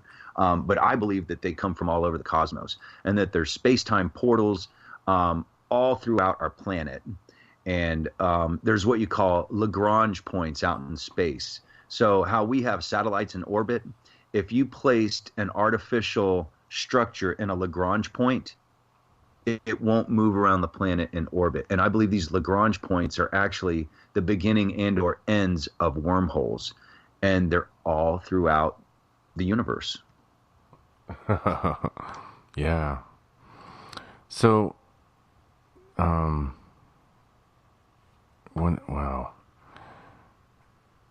Do you have dreams of these things?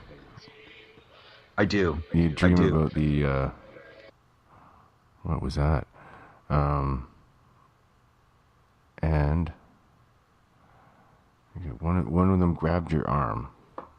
Yeah, where I scratched myself, it didn't hurt or anything. He just put his hand over my arm, and then when he moved his hand away, the scratch was gone, And next thing I knew, I woke up, and I had clearly bled from my nose because there was, I wake up, I'm like, what the flippity flip just happened? Was it real? Was it not? I didn't even realize there was blood on my pillow. It was first thing in the morning. I get up like I usually do, go to the bathroom, look in the mirror, and I see a trail of blood coming down from my nose, kind of reminiscent to back when I was a horrible cokehead in my 20s.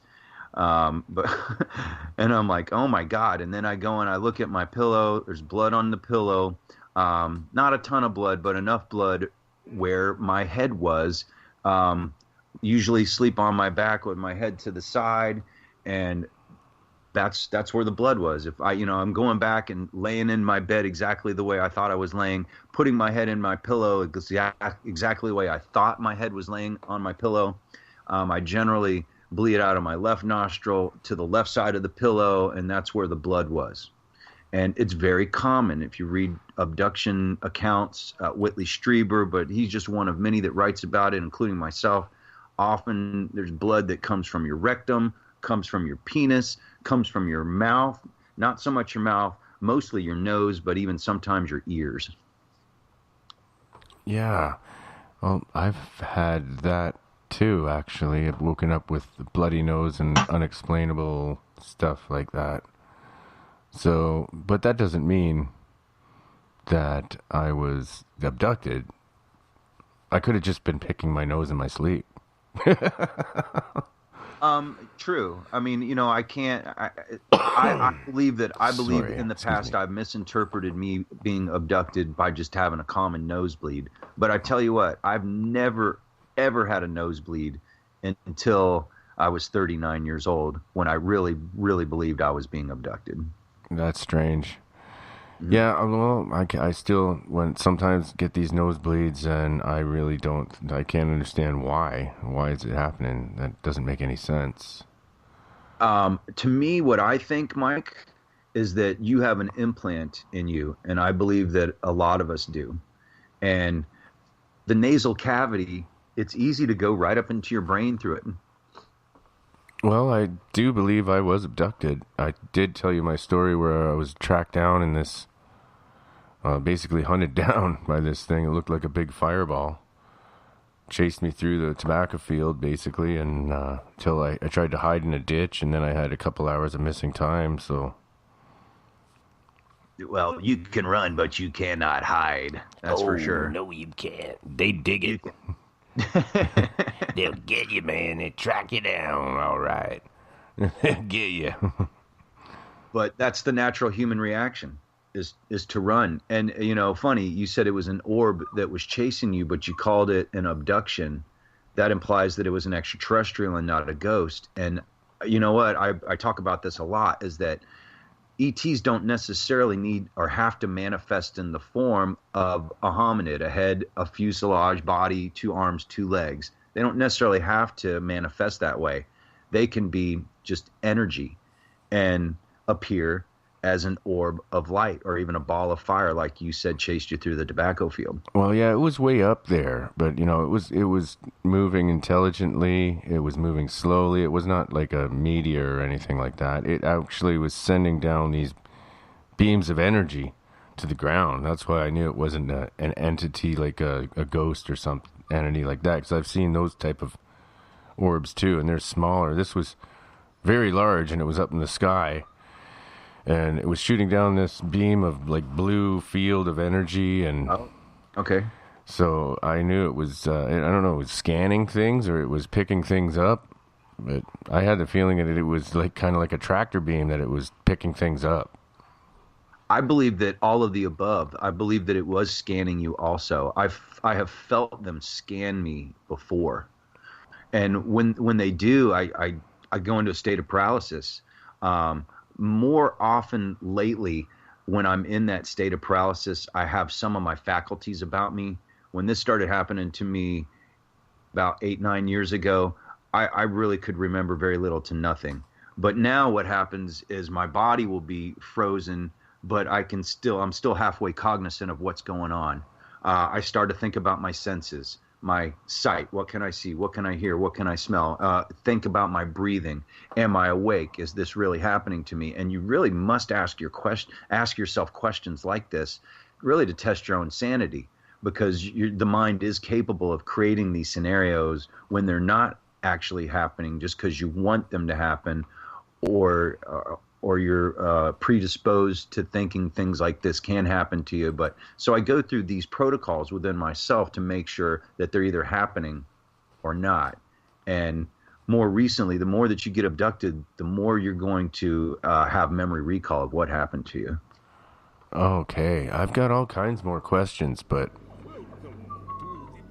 wow. Okay, hang on. We're gonna go to break in a second here, and then I will address all the chat room questions. How am I going? I just gotta. Okay. All right. We're gonna go to break right now. Thank you for listening. This is Monster Castle Paranormal, and here we go. What's going on? If I can get this working. Okay. This is Arriving UFO by Yes. All right. Take it oh so seriously, really, when you called and said you'd seen a UFO. But then it dawned on me, the message in writing spelled out a meeting never dreamed of before.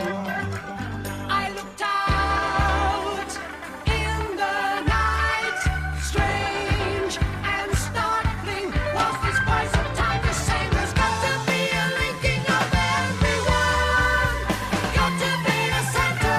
It all comes flooding by.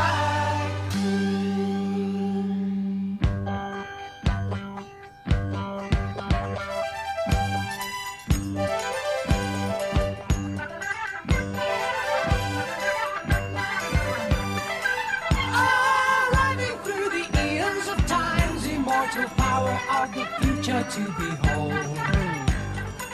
Vessels of a different impression, none that we could ever hope to have known. So look out in the night once they arrive on that bleeding light, invisible empire of energy. In the ships we see the coming of outer space.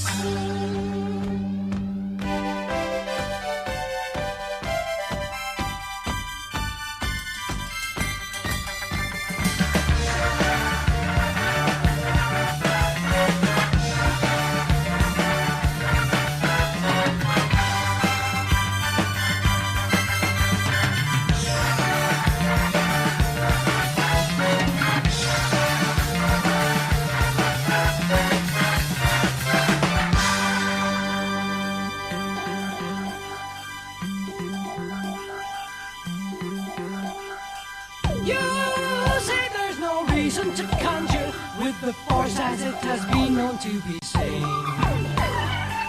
You say I'm a fool, a believer, but your feet on the earth, it is green. But look out in the night, wait for they arrive to start to shine. 'Cause I knew here it is, the coming of outer space. Such a beauty like the coming of outer space.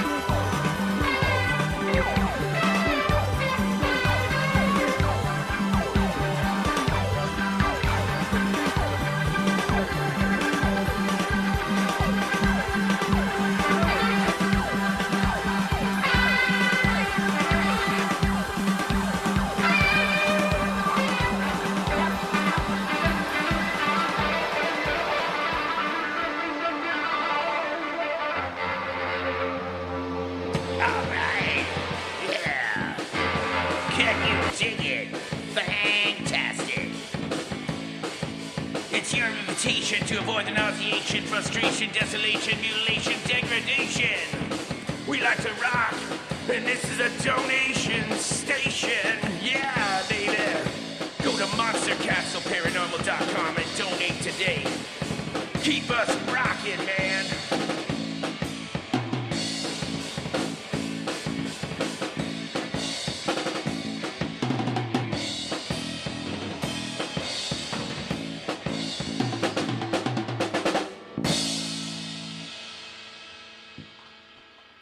Oh, yeah. Now that's groovy, baby, all right. Guess who the drummer was in that commercial there? Yeah, baby, that was me. Oh, yeah, that was me. You're a good drummer. Yeah, that's my monster rock band. Cool. Is it a real drum set or like on the internet? Oh, boy. No, that was a real kit. Cool. The That dog was barking too. Yeah. What's the dog name? There's two dogs here. One is Chance, and he's a big, and there's my little Kahlua. And they're like male and female, so they get along. But Kahlua. How cool. Kahlua. Hey, Kahlua. Boy, I wish they'd quit that, though. It's whenever someone comes to the door. But, yeah. It's cute. They pack up. And she's so little and he's so big. He's one of those Australian shepherd. Yeah, he's huge, and she's so little, and then they pack up. Oh, and she'll stand her ground against him too. Wow. The little dogs always win. Oship. I lived in San Diego. Rented a room. This older couple. They were always gone, so I had like the house to myself on the ocean. And they had an Australian Shepherd named Oship, of course. And then Ship, Australian Shepherd. Oship, my bro. Oh, he jump all over you. Cool so, dogs. Reverend Polk, I got a question here I got a couple from the chat room that I got to clear up. Now, did you mention that you did coke? I did mountains of it back when I was in my 20s, that's for sure. Okay, so when you were abducted, did you feel like they healed you on some level from your addiction? No, not at all. Okay. No, if anything, I really started doing all that when I was 15. Actually, I really didn't even drop until I was 17. And I didn't really start doing, Dance with the White Lady. I didn't do that until I was really in my 20s. Yeah, okay. And here's the other question. It's a totally different topic, but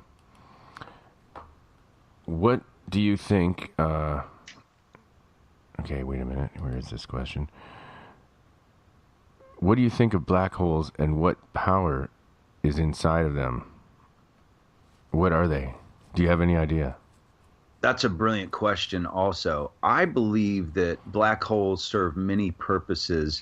Now, it is very necessary for the dark rift, which is the black hole in the center of our solar system, to be in place where it is. It actually helps keep the gravitational field of all of our planets also in a synchronistic orbit with the sun. Okay, so where black holes absorb light and any celestial body, light is a particle. It can absorb light. It absorbs all forms of matter. It also absorbs all forms of antimatter also. So now, where does it go? Where does it go? Yeah, that's what everyone's always wondered. If it's sucking up planets and moons and, perhaps asteroids, meteorites, and even light, which is a particle, it's not a wave as discovered by Einstein, where does it go? Now, I postulate that E.T., and there's actual footage by Hubble and Kepler that we'll never, ever, ever see, of UFOs flying in and out of black holes. Okay? So it begs the question, where do they go? I believe that they are used to fuel suns. Think of it. the sun in our Milky Way galaxy, in our solar system, holds all these planets in place in orbit, okay? What is the fuel of it? It has to have a fuel source, just like anything and everything in the cosmos and in the omniverse. Everything has to have a fuel source. I believe that they fuel suns. And without the black holes, they're actually where they can take life. I mean, they could take a whole terrestrial planet full of life and suck it up, but it's necessary within the cosmic balance of the solar system, the galaxy, and the universe. And then there's actual footage of a 500,000-mile wide hole in our sun where they've actually captured footage of UFOs going in and out of it. So I'm not an astrophysicist. I wrote about my concept I just spelled out to you in my first book. I've been hotly debated on this topic with PhDs in astrophysics. But to me, after reading the notes in the chat room with a bunch of people that are not really experts in astrophysics, astroastronomy, astrobiology, etc., that most of them sided with me. Because people believe in the concept of there has to be a fuel source for a sun. Otherwise, if you have a fire, what happens if you don't? What happens if you quit putting wood on it? It's going to burn out. So that's my concept, and I'm sticking to it. Yeah, it does have to. So you think it's taking matter and changing it into energy, basically? Yeah, and also I believe it serves that makes sense. As a wormhole. Also, that does make sense. And do you believe that suns, planets, galaxies, possibly black holes are sentient? And that comes from, I believe Craig in the chat room gave me this, and I believe that myself. I think that's a brilliant observation, Craig, and I would have to completely agree with you. So it's measurable that if you're in outer space and you have the right instrumentation, that planet Earth actually makes a sound. It almost makes like a hum, like a vibrational frequency kind of hum that is not necessarily auditory. I mean, if you're in outer space, you're in a vacuum, so you can't hear anything anyway. But with the instrumentation on the shuttles, the satellites, the ISS, etc., that they can actually measure sound waves permeating from the Earth, but not just the Earth, but from the moon and other celestial bodies all throughout the cosmos. And also there's what you call Van Allen belts. That so imagine the Earth and imagine like centers within the Earth where the points of these belts are flowing from. So imagine around the equator, they're flowing up to the North Pole, and then around the equator, they're flowing to the South Pole. The purpose of the Van Allen belts are to repel charged particles, otherwise called radiation, to basically bounce around our planet. Otherwise, our atmosphere would have been fried a long time ago. And the Van Allen belts also create a sound frequency. And you can measure the sound frequency on our planet. You can measure it around the moon and Mars and other celestial bodies out there in the cosmos. Great answer. Yeah, I like that. Kurt, what do you think of that? Do you think the planets and stars and sun are sentient? Possibly. Surely, yes. Wow, I I'm enjoyed surprised. the show. I really don't want to mess it up and have any comment. Just let him go on. Everything good. But also sentient implies consciousness. Yeah, that's what I'm thinking. The term Gaia or Gaia, however you're supposed to pronounce it, what does it imply? It implies Mother Earth has a consciousness. It has a spirit. Remember my meditation where the godlight comes down through your crown chakra, goes through all your chakras, through your feet into the earth spirit, and then actually captures a part of the earth spirit and brings it back up through your body and comes back out your crown up into the heavens. That's just a fundamental part of the basics of my meditation, is to actually tap into the earth's spirit. So I believe that the sun has a spirit. I believe that all celestial bodies have a spirit. Even if they're a dead planet, because matter has a frequency about it, and that can be construed as a consciousness. or sentience. Have you ever done sun gazing? I do. I practice sun gazing. Sometimes I'll squint my eyes and I'll look straight into the sun. I know you're not supposed to, but I squint my eyes and I let the light of the sun come straight into me, and it charges me up like a battery. And sometimes I feel like it's communicating with me. Ever tried that? Yeah, I mean, I grew up on the beach. You know, you can't help but look at the sun, especially when the sun rises over the Atlantic Ocean and reflects off the sun. And it sometimes, not always, but often the sun can make you just feel good, especially after it's been cloudy for a number of days in a row. Your whole body tingle. The sun come out, and it feels good. It feels good on your skin, and it's a spiritual feeling also. So Arizona, where I live, in the old days when people had disease, so you came to Arizona and lay out in the sun, 120 degree, boil your blood, get all the impurities out. You know what I mean? I didn't even notice. Eric, you're on here too. Are you, Eric? Sanitarium. Yeah, I'm here. I'm just kind of waiting. I wanted to talk, when we get to that part about the blue beings, I wanted to share something that I haven't shared with anybody yet, but I'll wait because you guys are talking about the sun right now. Okay. Hi, Debbie. We'll do that next. Debbie Daly, my new friend, is in the chat room. Okay. Oh, I wanted to say something about the earth having sound, like a hum. Well, you figure waves crashing, making noise, the earth making noise. Imagine all the waves crashing all over the earth, how much noise that makes and everything else. When I lived in San Diego, I would, you say meditate, I say talk to my Lord, but I would practice with him. You know how in the Bible where Jesus calmed the storm? I would practice out there talking to my Lord, my God, my belief, my Father, Son, Holy Ghost. I would talk to him, and the waves would calm down when I would talk. Lord, make these waves calm down, and by George, they did. I was one-on-one with my Lord at the ocean. Just something I thought I'd mention to you. True, it really happened. Well, that's an interesting point, actually. Oh, yeah. That's where I practice, right there. Sunset Cliffs. He and I, early morning. I'd work graveyard, so I'd get off at 7, be out there by 8, have my boombox and my music, and then just he and I, nobody else around, and practice on those waves. And he really showed me that does work. You can calm the sea. In the Bible, where the disciples were in the boat and Jesus, and the storm came, and they all got afraid, but they stood. They walked on water for a moment, but then they got frightened. They sunk, and then Jesus saved them, and then he calmed the storm. But in all that, there's a key to that. But my Lord showed me that you can calm the waves. Surely can. Only through him.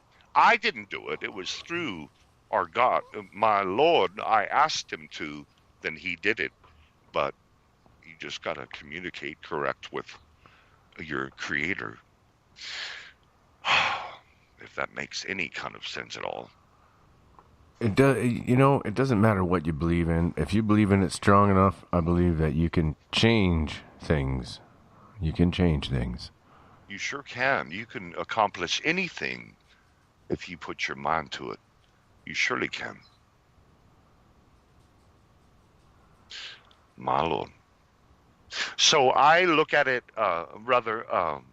your guest, from a Christian point of view, other than, just entities or energy or all of that. There is, there's our God. So a lot of things you're explaining is trying to figure out how God did that, I think. Well, yeah. And and here's the scientific, the modern scientific explanation that Angry Bong posted in the chat room about the sun and how it works, and using a fusion process and burning hydrogen and helium and stuff. I don't know if I buy into that either. I'm sort of leaning towards the. Have you guys heard about the electric theory on the how things work in the universe, or also you got to realize that its gravitational pull is always sucking things into it, just like a black hole, and eventually the sun may become a black hole, and it's always pulling in more fuel. So I don't think it can really run out of energy. I don't know. What are you guys' thoughts on that one? You know, what's interesting is that there's been footage taken of UFOs getting close enough to the sun and sending down a radial arm that was basically sucking energy off of the sun for propulsion purposes and energetic usages. So, you know, there's many sources pulling from the sun, not just us planets. If we could post something like that, if we had that ready, I've seen those and they're pretty convincing. Damn, it really does look like some craft is sucking energy off the sun, or maybe putting energy into it, but also craft that fly right into the sun. And maybe using it as a portal somehow. What's something? The stars you see at night, they're not like planets, they're suns. All of the stars we see are suns. Wow. Cool. Just thought I'd throw that in. Or galaxies. They could be galaxies, but actually there's been some reports lately in UK of these twinkling stars that I'm not sure what they are. So vast where we live, my Lord. Imagine, you got to close your eye. You can't. It's beyond our understanding. The universe, my Lord. That hurts to think how huge that is out there. My goodness. Yeah, color-changing UFOs over the UK. They look like sparkling stars. I mean, all the sand pebbles on Earth don't amount to how huge the universe is. That's huge. Oh, God. Dang. Oh. I can't comprehend in this brain how huge that is. I guess that's why they're graveyards. We can't do it in this body. We got to go on. I got to go up to my grandparents one day to comprehend really how great it is. Yeah. Now here's actually from the Huffington Post. I saw it as a sparkling star from the garden in Elmbridge, due south, according to Gloucester Live. What alerted me was an orange light that came from it and traveled at speed northeast. I grabbed my video and luckily it has a zoom, and that's why I got the image of this bizarre light you saw. He's got a video here. Maybe I should post that. Well, there doesn't seem to be any outward appearance of fakery going on here. There tends to be an immediately attitude either on part of the individuals who offered the alleged UFO videos that have a tendency to stretch their credibility. This apparently intergalactic light show was filmed above Gloucester last night, and it's got us and the cameraman baffled. What it shows is anyone's guess. We're pinning our money on aliens. Wow. Okay, I'll try to post this if I can. That's cool. And oh wow. Okay, how do I do it? Okay, I'm gonna try to do this anyway. John, you we never got into this yet. So Eric, we only have a half hour left. Do you want to talk about the blue beings? Eric? He's been waiting patiently on the side here. Also, Darren's been bugging me here if you could read one of your poems. Oh, I got a perfect one. All right. So I was 19 years old. I had graduated from Daytona Beach Community College, and the next day I started at Florida State University. And speech class, I go to my speech class the first day, and the very next day they said, We want you to write a 2-minute speech. It can be on anything you want. So an extemporaneous speech, 2 to 5 minutes, no longer than that, anything you want. So I'm like, well, I'm going to write poetry. And so I get up to Florida State. I meet some people out of my whole dorm. The only guy who really partied that I knew of happened to be right next door to me, and we tripped acid, and I wrote this poem.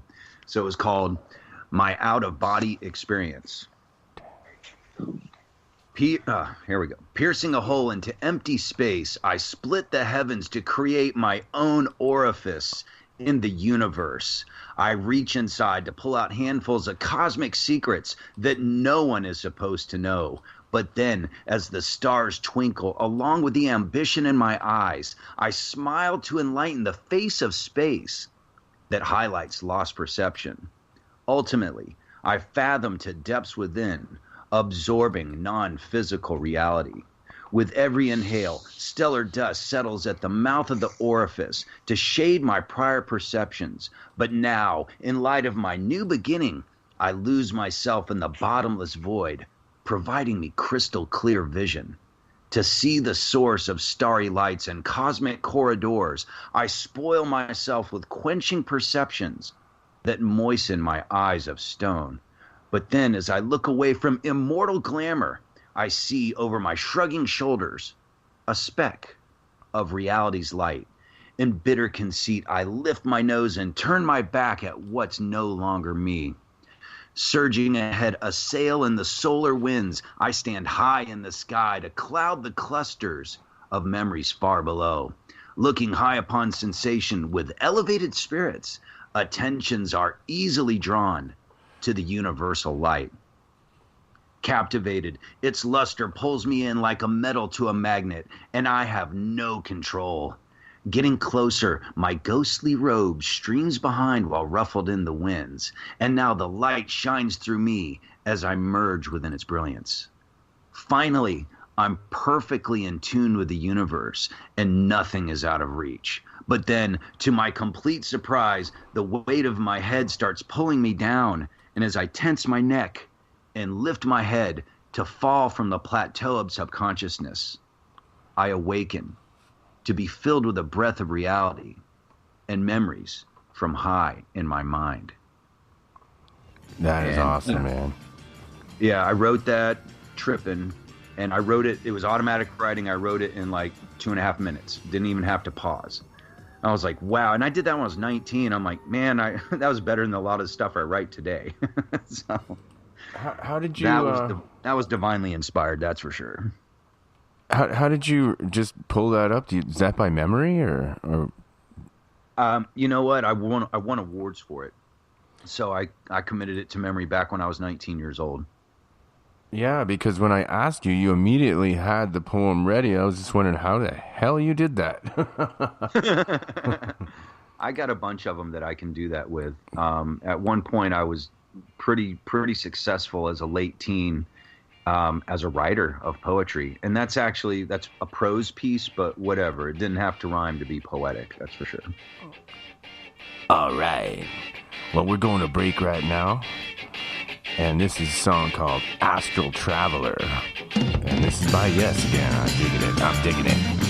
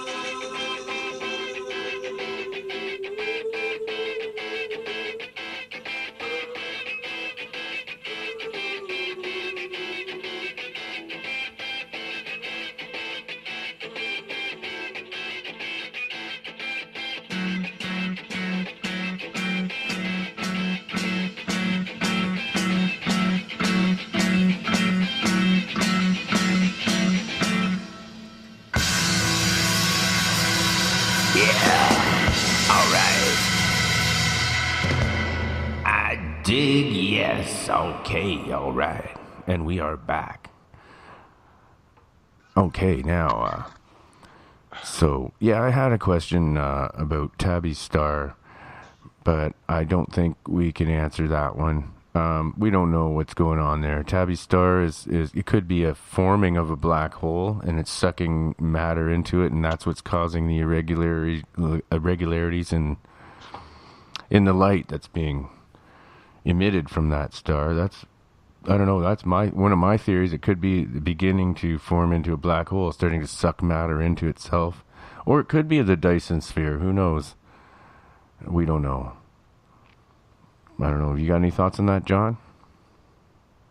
I don't know enough to really expand upon what you just said. Yeah. So anyway, Eric, I believe you got something you wanted to... Yeah. So just a lot of people I noticed in the chat came in a little later, so they may not know about John's new book, The Blue Beings.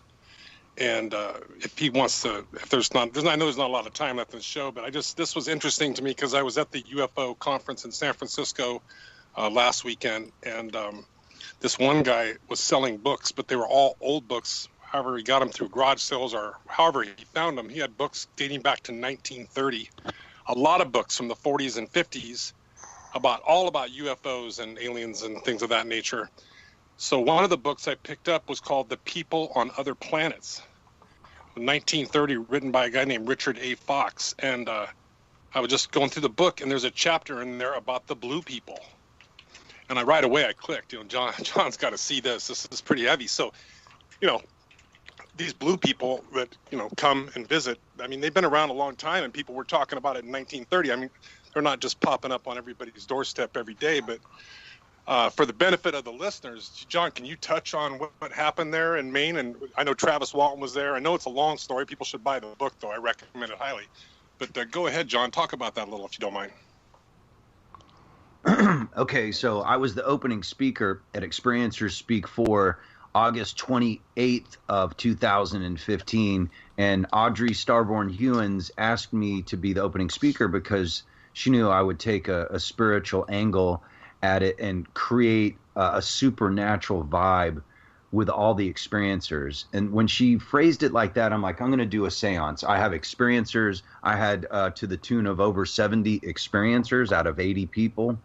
Experiencer meaning that bare minimum, you've seen a ghost, you thought you saw a UFO, you saw a UFO, you thought you've seen an ET, you thought you've been abducted, or you clearly know you're being abducted. Runs the gamut, everything in between. So now I have everybody hold hands, and we do a spiritual meditation ceremony to summon the gods.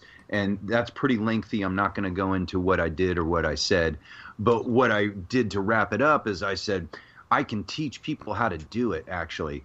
E.T. is in the room with us right now. They're in concentric dimensions that sit right on top of us. And Clifford Mahudi, who was on my show a few weeks ago, Zuni elder shaman of the Zuni Pueblo tribe out of Desert Southwest, I talked to him about it also on the show, and he said that they are there. They're in the room with you. They just vibrated a higher frequency, or not necessarily a higher frequency, but a different frequency, and we cannot see them with our human naked eye.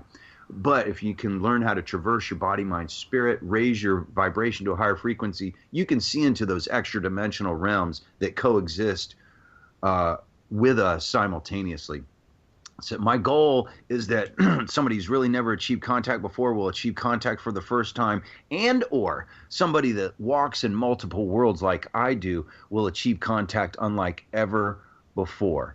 So, and then I go into, talking about my Yahweh, the Biblical God is an Alien book, and do some other, prayer and meditative exercises. And I did a really good job, and I made some colossal mistakes during my presentation. But anyway, it was the first time I did a presentation, and in the end, I thought I did pretty good. So now the conference is almost over. Nothing has happened. Lo and behold, who's the keynote speaker? Travis Walton. Right as Travis is about to speak, and, the conferences are often, the timetable is often compromised because things happen. Things get moved around. So he spoke about a half an hour late, right before he was about to speak. 4 beings, 2 with blue skin, walk into the room, ask me if I'm the one that they pay to see Travis, and I say, no, let me go find Audrey. I find her twin sister, Debbie, who in turn finds Audrey. The lights are dimmed because we're about to watch Travis's new DVD entitled Travis. Audrey pulls them into the light because she can't see what they're doing. She can't see the money, and she notices two of them have blue skin. So now she starts to do the science, and you should always do the science on yourself and whoever you think or whatever you think you're looking at. She's looking at the two with the blue skin. She's looking more specifically around their eyes for paint. She's looking at telltale signs of paint, like when they squint, when they do any kind of facial expression contortion. Paint will gather in and around the lines, your crow's feet around your eyes. She was looking for any kind of breakup of paint, anything like that. Couldn't see anything. She was also looking at the hair follicles on their arms. Paint will gather and bunch around the hair follicle of your arm and even get caught in the hair of your arm, making obvious that they were paint. They were not painted. These beings were not painted. Then she goes to get the money, and they didn't understand the money that they had. The two blue beings started arguing about the money because they weren't even sure. They knew it was important. They didn't know what to do with it. And Audrey's like, hey, just calm down. If you give me 4 of those, I'll let you in. They didn't even have enough money, which was curious in the first place. So then they walk over to Travis. They start picking up his books. They start picking up his new DVD. They start asking him some questions. And then Travis, and this is all according to Audrey, his girlfriend, his full-on, life partner now, and they were both at UFO Congress last month, in which Eric and I attended also. But anyway, she'll tell the whole story for Travis, and Travis won't say anything about it. But she's been on record. She and I went on Jimmy Church's show and talked about it. She's been on other shows talking about it. I've been over 157 different shows with multiple witnesses. Eric called into a show and asked Keith Andrews about the whole thing and why Travis won't talk about it. And he said the same answer I came up with, is that Travis doesn't want to go through the scrutiny over. I mean, he had death threats against him, He didn't want to deal with it anymore. So there's a whole lot more to the story. But after they collect the money, Audrey collects the money, they go and talk to Travis. They go and sit down right in front of me. Of all people, they sit in front of me. And after the conference was over, they walked up to me and start talking to me, more specifically their leader, who I will call Don. I'll call him Don because he said that was his name to Audrey, and he told Audrey that was his name because nobody would be able to pronounce his real name. And I believe that he was such an ascended being that he didn't even have a name, that he had what you call a vibration frequency signature, which means that their name is their vibration frequency. They don't necessarily have a letter, a name made out of letters from a primitive alphabet. They have a vibration frequency, and that's how they're identified. Anyway, there's a whole lot to the story, but to try and make it quick, I talked to their leader, Don. One of the 4 beings that did not have blue skin looked just like Jason Martell from Ancient Aliens, except he had big, big black eyes. So right when I was about to take a bunch of pictures of this blue being standing next to me, they did what I call alien anesthesia on all of us. There was another key witness named Ron Sharfie. He had the $5,000 digital camera. He was doing video on the conference. He was about to start taking video of them. He froze in his tracks. I froze in my tracks. Multiple other individuals that were standing all around us, must have been 20 of them in total. We all froze in our tracks. One photo did manage to go out on Facebook that was talked about by Kelly Lawler on that Jimmy Church episode, January 27th of last year. She saw the video or saw the picture on Facebook, and then Audrey and other people went to go see if they could find it. They couldn't find it. There's a lot more to the story. I don't want to tell the whole story, but I've been criticized heavily for this story, but it is true. If people really want to dig into it and find out all the facts, read the book, The Blue Beings, Visitation at the UFO Conference, on my website, johnpolkmedia.com. But the best vindication I have had since this whole thing happened was I was at UFO Congress in February of this year, and one of the witnesses, his name is Lee Hazel. He's from the UK. We're at an experiencers get-together at the UFO Conference. And I get up and I start talking about the blue beings, and I'm looking at people, and about half the people I could tell actually believed me, and the other half I could tell by their nonverbal and their facial expressions they didn't believe me at all. But when Lee Hazel stood up and started to corroborate my story and said that it was absolutely, completely, and totally true. Then everybody started asking me and Lee all these questions about what happened. And then another lady who was one of the witnesses there, her name was Sandy Clevin. She got up at this meeting and said that the story was true also. So what is a story without witnesses? It's your word against the world. But when you have this many witnesses, especially witnesses that are chiming in at an experiencers meeting in front of probably 85 to 100 people, it's sweet vindication that the story is true and it's not an isolated event. These things are happening all over the country and all over the world. And if anybody's curious, I can give you a bunch of examples of things just like this happening.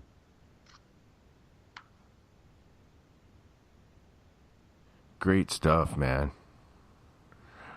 Yeah, I try to condense it as much as possible. Oh, yeah. It's pretty heavy, huh, Wolf? Yeah.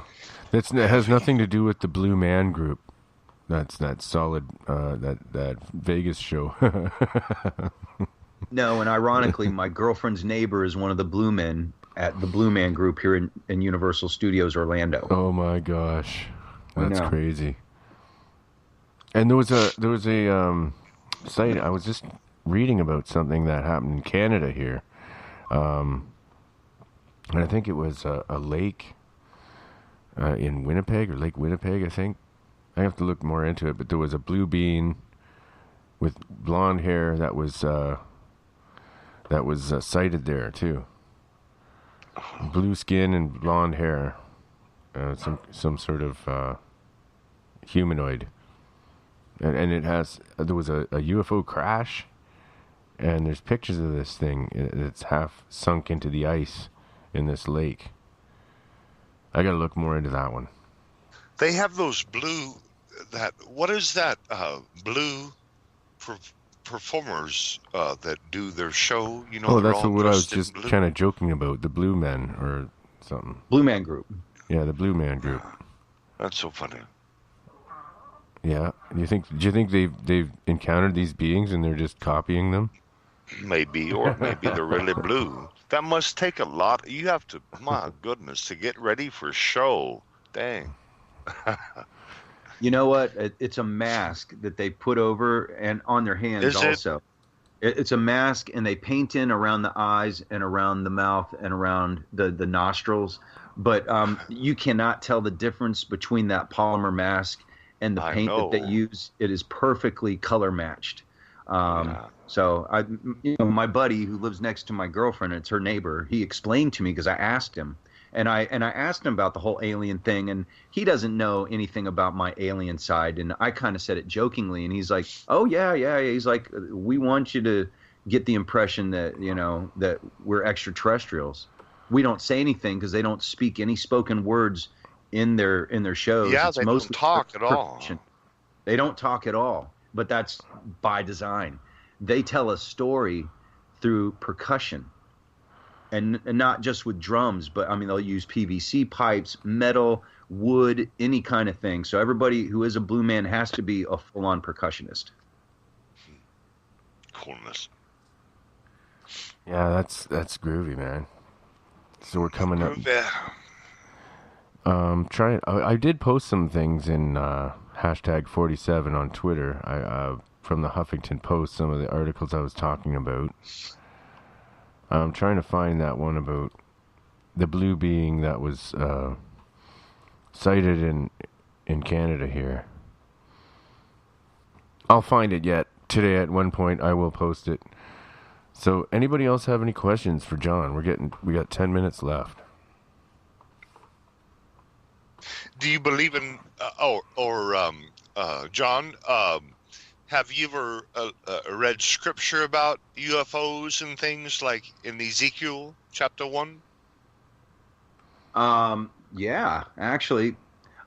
Joseph Blumrich, your proverbial rocket scientist, designed the Mariner in the Mariner projects with NASA back in the 60s. And he wanted to debunk the debunkers of the Bible. He wanted to defend the Bible. So he studied Ezekiel, and he really honestly thought that he would agree that it was just symbolism in the Bible, but in effect, he designed one of the Mariner spacecrafts after the wheels within the wheels from the scriptures in Ezekiel, and he actually wrote a book about it called The Spaceships of Ezekiel, and that's Joseph Blumrich, the proverbial NASA rocket scientist. So, I mean, does that prove or disprove anything? Well, a rocket scientist believes that that depiction of Ezekiel's chariot in the Bible was in fact a UFO. Well, of course it was. And I mean, Ezekiel, to me, yes. I mean, 4,000 years old. It was before Hollywood. It was before novel, before books, before radio shows, and that's ancient text and wheels in the sky. I just can't believe that. I don't think that my God would allow UFOs from this planet. I think, and in Ezekiel, they ended up being angels of the Lord. Hey. You know what I mean? I think Satan comes in our dreams, like when I told you that I had a bug-eyed man have me strapped on my bed with a fire poked to my face, hot. I could even feel the heat in my dream. And then my Lord Jesus walked in the dream, and I said Jesus, and all of that went away. So I think Satan has a way to try to the truth was 4,000 years ago with Ezekiel was that it was the angel of the Lord, wheels in the sky, crazy looking beings, lightning, fire, eyes around the wheels. And now today we believe they're alien coming down to probe your butt and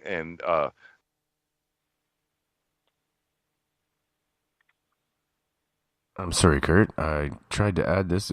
You're live on Monster Castle. We have a call here. This is Reverend John Polk. Remember I was saying this could happen, and I guess it did. I think my internet went out. Oh, okay. I'm glad I took it then. Sorry, Kurt. I had to put you on hold to take this one. I can add Kurt back on the other line, but it's hardly worth it anymore. That's freaky, eh? Just when he's talking to you, it just went out, eh? Well, think about what I was just talking about. It usually happens when I talk about sensitive material. So, anyway, it's all good, man. Yeah, I was going to get into the meditation. I know I had some questions about, people were asking about mudras that I use for meditation and what the different hand positions were.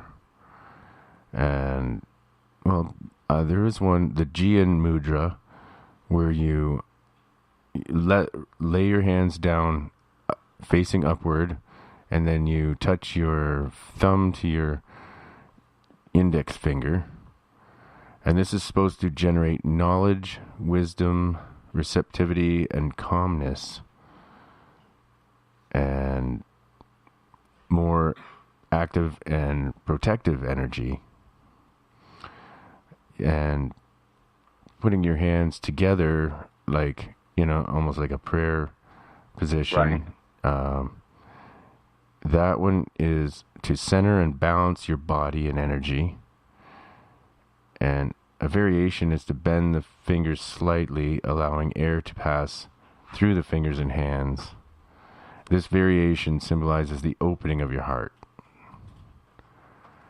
And then if you just rest your hands with all your fingers interlocked in your lap, this position is referred to as Venus because it generates energy associated with the planet Venus, love, and sexuality. And,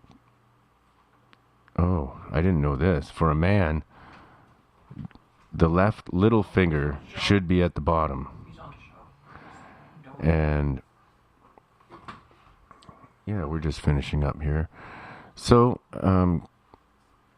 we'll get more into that later. Are you familiar with those? I am. There's actually charts about what you just described, and it will show the different hand positions, gestures, if you will, and exactly the symbolisms that they're supposed to represent. But yeah, I've definitely heard of all of those. What's interesting is Winston Churchill, hired psychics and even Aleister Crowley and cultists to be on the British payroll back in the day, back when the Germans were dropping V2s on London. And the symbol that he came up with, which was supposedly from the gods, was like, extend your middle and your pointer finger and create a V out of it, like for victory. Oh yeah. That has like extra galactic ramifications also, but it was supposed to be the symbol that was going to have the most energy against the swastika. So, these mudras, there's absolutely something to it. Your hands and your fingers are definitely power centers that project energy. Like, if you get too close to somebody and you point your finger in their face, you can feel the energy. Oh yeah. You know what I'm saying? Close your eyes Absolutely. and have somebody point their finger at your forehead. You'll feel that. You will. So it's not just rude physically, but there's energy in it, and it can intimidate, if not just feel and be confrontational. So absolutely, there's so much in the hands. They are absolute energy centers from the wellspring from which we flow of energy. Oh, definitely. And what about the classic one that you see, like the Buddha statues? The one hand is up facing forward, and the other one is down on your lap. There's multiple interpretations, but one of them is as above, so below. Yeah, or giving and receiving. So you're taking energy from the earth as well as extending it out to others. Yeah, absolutely. And you'll see that mostly through Hindu iconography and statues, etc. No. Yeah, absolutely. There's a lot to that. Yeah. All right. Well, thanks for coming on, John. It was a great show. Thank you very much, Wolfman Mike. I enjoyed it. Great interview. The chat, a lot of brilliant questions from followers, your listeners. Curtis, I thought he would, be more of the cynic, and he could have been, but everything flowed like a very cohesive stream of consciousness. So I enjoyed it. Yeah, it was pretty good. I enjoyed his input. I was surprised that some of his beliefs are pretty close to ours, and I was really shocked that he said he believes that the planets and the sun and everything might have sentience. That one blew me away. And oh yeah, everyone, don't forget to tune into your show too. Maybe you could tell everyone when they can catch your show, John. Quantum Hologram Matrix on sbunetwork.com every Wednesday from 8 to 10 p.m. Eastern Time. And I'm not positive, but I believe that we're doing a call-in show this Wednesday. I'll find out from Eric here in the next day or two. Okay, all right. Yeah, right here. If you got the change. All right.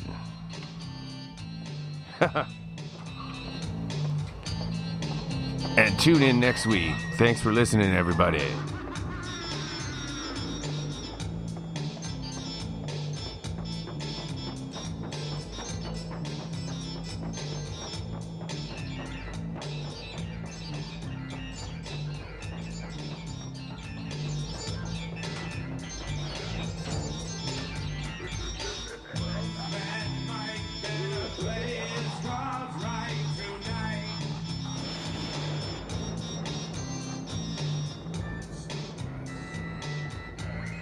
Thanks for all your questions too, everyone.